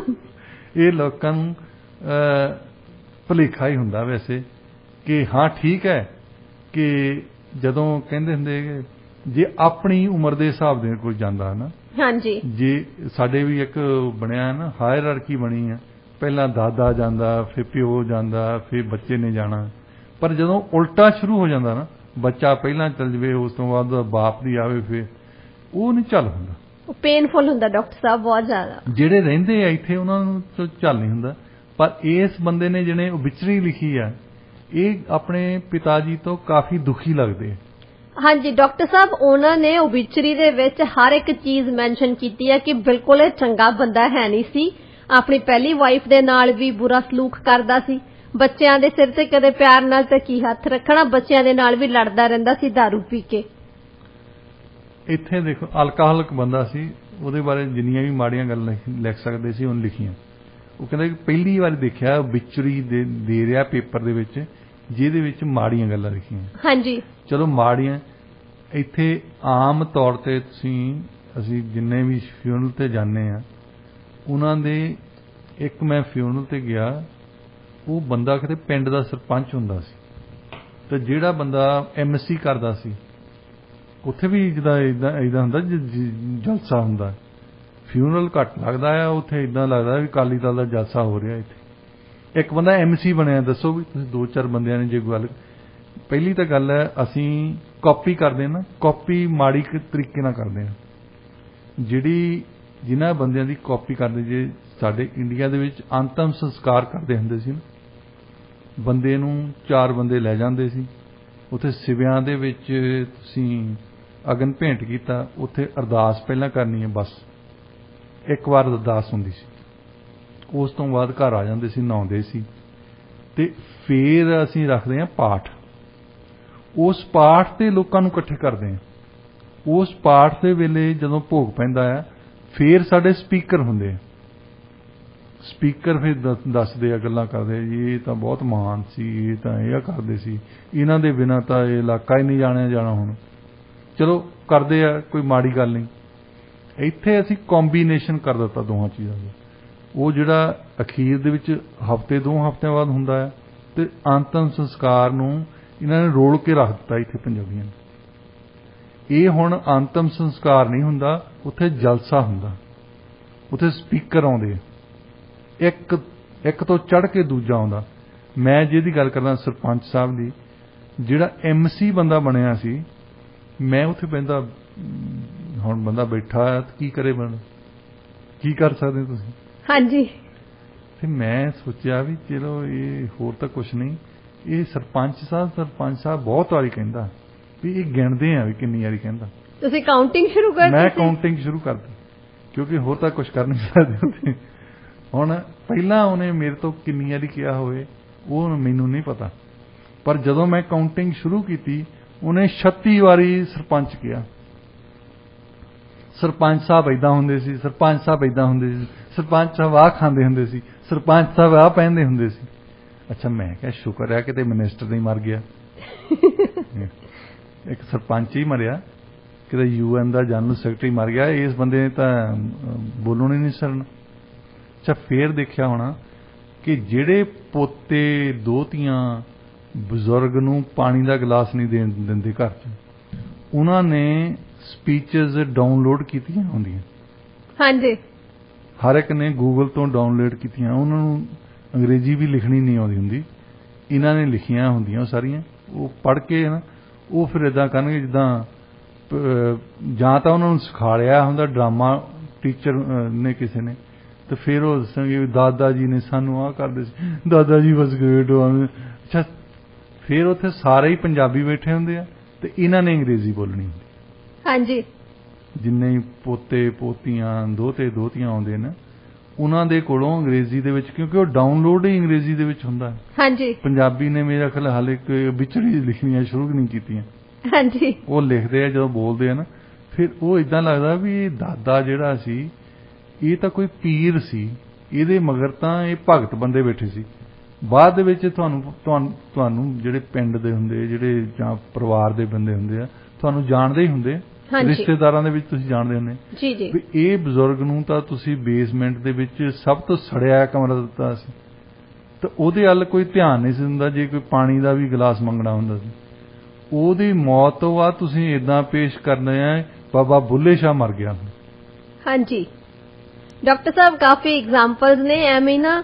ਇੱਕ ਬਜ਼ੁਰਗ ਹੁੰਦਾ, ਜਦੋਂ ਤੱਕ ਉਹ ਬਿਮਾਰ ਹੁੰਦਾ, ਉਹ ਬੇਸਮੈਂਟ 'ਚ ਜਿੱਥੇ ਰਹਿ ਰਿਹਾ ਹੁੰਦਾ ਤੇ ਬੁਰਾ ਹਾਲ ਹੁੰਦਾ, ਬੇਸਮੈਂਟ ਦਾ ਰਿਪੇਅਰ ਹੋਣ ਵਾਲੀ ਹੁੰਦੀ ਹੈ, ਰੈਨੋਵੇਸ਼ਨ, ਉਹ ਕੁਛ ਨਹੀਂ ਕਰਵਾਉਂਦੀ ਉਹਦੀ ਫੈਮਿਲੀ। ਤੇ ਜਦੋਂ ਉਹਦੀ ਡੈਥ ਹੋ ਜਾਂਦੀ ਹੈ ਉਹਦੇ ਤੋਂ ਬਾਅਦ ਕਹਿੰਦੇ ਆ ਕਿ ਬਾਪੂ ਜੀ ਚਲੇ ਗਏ, ਹੁਣ ਇਹਨੂੰ ਰੈਨੋਵੇਟ ਕਰਵਾਉਣੇ ਆ। ਬਸ ਉਹ ਉਡੀਕਦੇ ਹੀ ਹੁੰਦੇ ਆ ਵੀ ਹੁਣ ਇਸ ਸਿਆਲ ਨੂੰ ਜਾਊਗਾ, ਅਗਲੇ ਸਿਆਲ ਨੂੰ ਜਾਊਗਾ। ਜੀ ਬਿਲਕੁਲ ਡਾਕਟਰ ਸਾਹਿਬ, ਤੁਸੀਂ ਦੇਖੋ ਹੁਣ ਜਿਹੜੇ ਇਸ ਬੰਦੇ ਨੇ ਲਿਖੀ ਆ ਆਪਣੇ ਡੈਡੀ ਦੇ ਲਈ ਓਬਿਚਰੀ, ਵੈਸੇ ਨਾ ਉਹਨੇ ਇੱਕ ਵੀ ਗੱਲ ਉਹਦੀ ਚੰਗੀ ਨਹੀਂ ਲਿਖੀ। ਹੁਣ ਦੇਖੋ, ਇੱਕ ਤਾਂ ਕੋਈ ਕੰਮ ਉਹਨੇ ਚੰਗਾ ਕੀਤਾ ਹੀ ਹੋਣਾ, ਕਦੇ ਤਾਂ ਕੀਤਾ ਹੀ ਹੋਣਾ। ਪੂਰੀ ਓਬਿਚਰੀ ਨੂੰ ਜਦੋਂ ਆਪਾਂ ਰੀਡ ਕਰਦੇ ਆ ਉਹਦੇ ਵਿੱਚ ਆਪਾਂ ਨੈਗੇਟਿਵ ਗੱਲਾਂ ਹੀ ਸੁਣਦੇ ਆ। ਉਹਦੇ ਵਿੱਚ ਉਹਨੇ ਬਿਲਕੁਲ ਉਲਟ ਲਿਖੀ ਹੈ ਨਾ। ਨਾਰਮਲ ਓਬਿਚਰੀ ਦੇ ਵਿੱਚ ਸਾਡਾ ਇੱਕ ਪ੍ਰੋਫੈਸਰ ਹੁੰਦਾ ਸੀ, ਉਹ ਆਪਣੀ ਓਬਿਚਰੀ ਆਪ ਲਿਖ ਕੇ ਗਿਆ। ਡਾਕਟਰ ਸਾਹਿਬ, ਮੈਂ ਨਾ ਜਦੋਂ ਜਰਨਲਿਜ਼ਮ ਦੀ ਸਟੱਡੀ ਕਰਦੀ ਸੀ, ਸਾਨੂੰ ਵੀ ਇੱਕ ਅਸਾਈਨਮੈਂਟ ਦਿੱਤੀ ਸੀ ਕਿ ਹਰ ਇੱਕ ਬੱਚੇ ਨੇ ਆਪਣੀ ਆਪਣੀ ਓਬਿਚਰੀ ਆਪੇ ਲਿਖਣੀ ਆ। ਉਹ ਸੇਵ ਕਰਕੇ ਰੱਖਿਓ। ਅੱਜ ਦਾ ਵਿਚਾਰ ਦੱਸੋ। ਹਾਂਜੀ ਡਾਕਟਰ ਸਾਹਿਬ, ਅੱਜ ਦਾ ਵਿਚਾਰ ਹੈ ਜੀ, ਆਸ਼ਾਵਾਦੀ ਇਨਸਾਨ ਗੁਲਾਬ ਦੇ ਪੌਦੇ ਦਾ ਫੁੱਲ ਦੇਖਦਾ ਤੇ ਨਿਰਾਸ਼ਾਵਾਦੀ ਇਨਸਾਨ ਗੁਲਾਬ ਦੇ ਪੌਦੇ ਦੇ ਕੰਡੇ ਦੇਖਦਾ। ਇਸੇ ਨੋਟ ਤੇ ਅਸੀਂ ਅੱਜ ਦਾ ਪ੍ਰੋਗਰਾਮ ਇੱਥੇ ਹੀ ਸਮਾਪਤ ਕਰਦੇ ਹਾਂ। ਪ੍ਰੋਗਰਾਮ ਤੁਹਾਨੂੰ ਕਿਹੋ ਜਿਹਾ ਲੱਗਿਆ ਸਾਨੂੰ ਦੱਸਣਾ ਜ਼ਰੂਰ। ਸਟੂਡੀਓ ਦਾ ਨੰਬਰ ਹੈ 6045929191 6045929191। ਈਮੇਲ ਕਰ ਸਕਦੇ ਹੋ ਤੁਸੀਂ info@radioindia.ca ਤੇ। ਡੇਲੀ ਨਿਊਜ਼ ਅਪਡੇਟ ਦੇ ਲਈ ਸਾਨੂੰ ਸਾਡੇ ਸੋਸ਼ਲ ਮੀਡੀਆ ਹੈਂਡਲਸ ਤੇ ਫੋਲੋ ਜ਼ਰੂਰ ਕਰੋ। ਫੇਸਬੁੱਕ, ਟਵਿੱਟਰ ਤੇ ਇੰਸਟਾਗ੍ਰਾਮ ਰੇਡੀਓ ਇੰਡੀਆ 1110 ਦੇ ਨਾਂ ਹੇਠ ਹੈ। ਸਾਡਾ YouTube ਚੈਨਲ ਵੀ ਸਬਸਕ੍ਰਾਈਬ ਜ਼ਰੂਰ ਕਰੋ। ਉੱਥੇ ਸਾਡੇ ਪ੍ਰੋਗਰਾਮਸ ਹੁੰਦੇ ਆ। ਤੁਸੀਂ ਸਾਡੇ ਪ੍ਰੋਗਰਾਮਸ ਦੇ ਬਾਰੇ ਕਮੈਂਟ ਕਰਕੇ ਸਾਨੂੰ ਦੱਸ ਸਕਦੇ ਹੋ ਕਿ ਤੁਹਾਨੂੰ ਕਿਹੋ ਜਿਹਾ ਲੱਗਿਆ।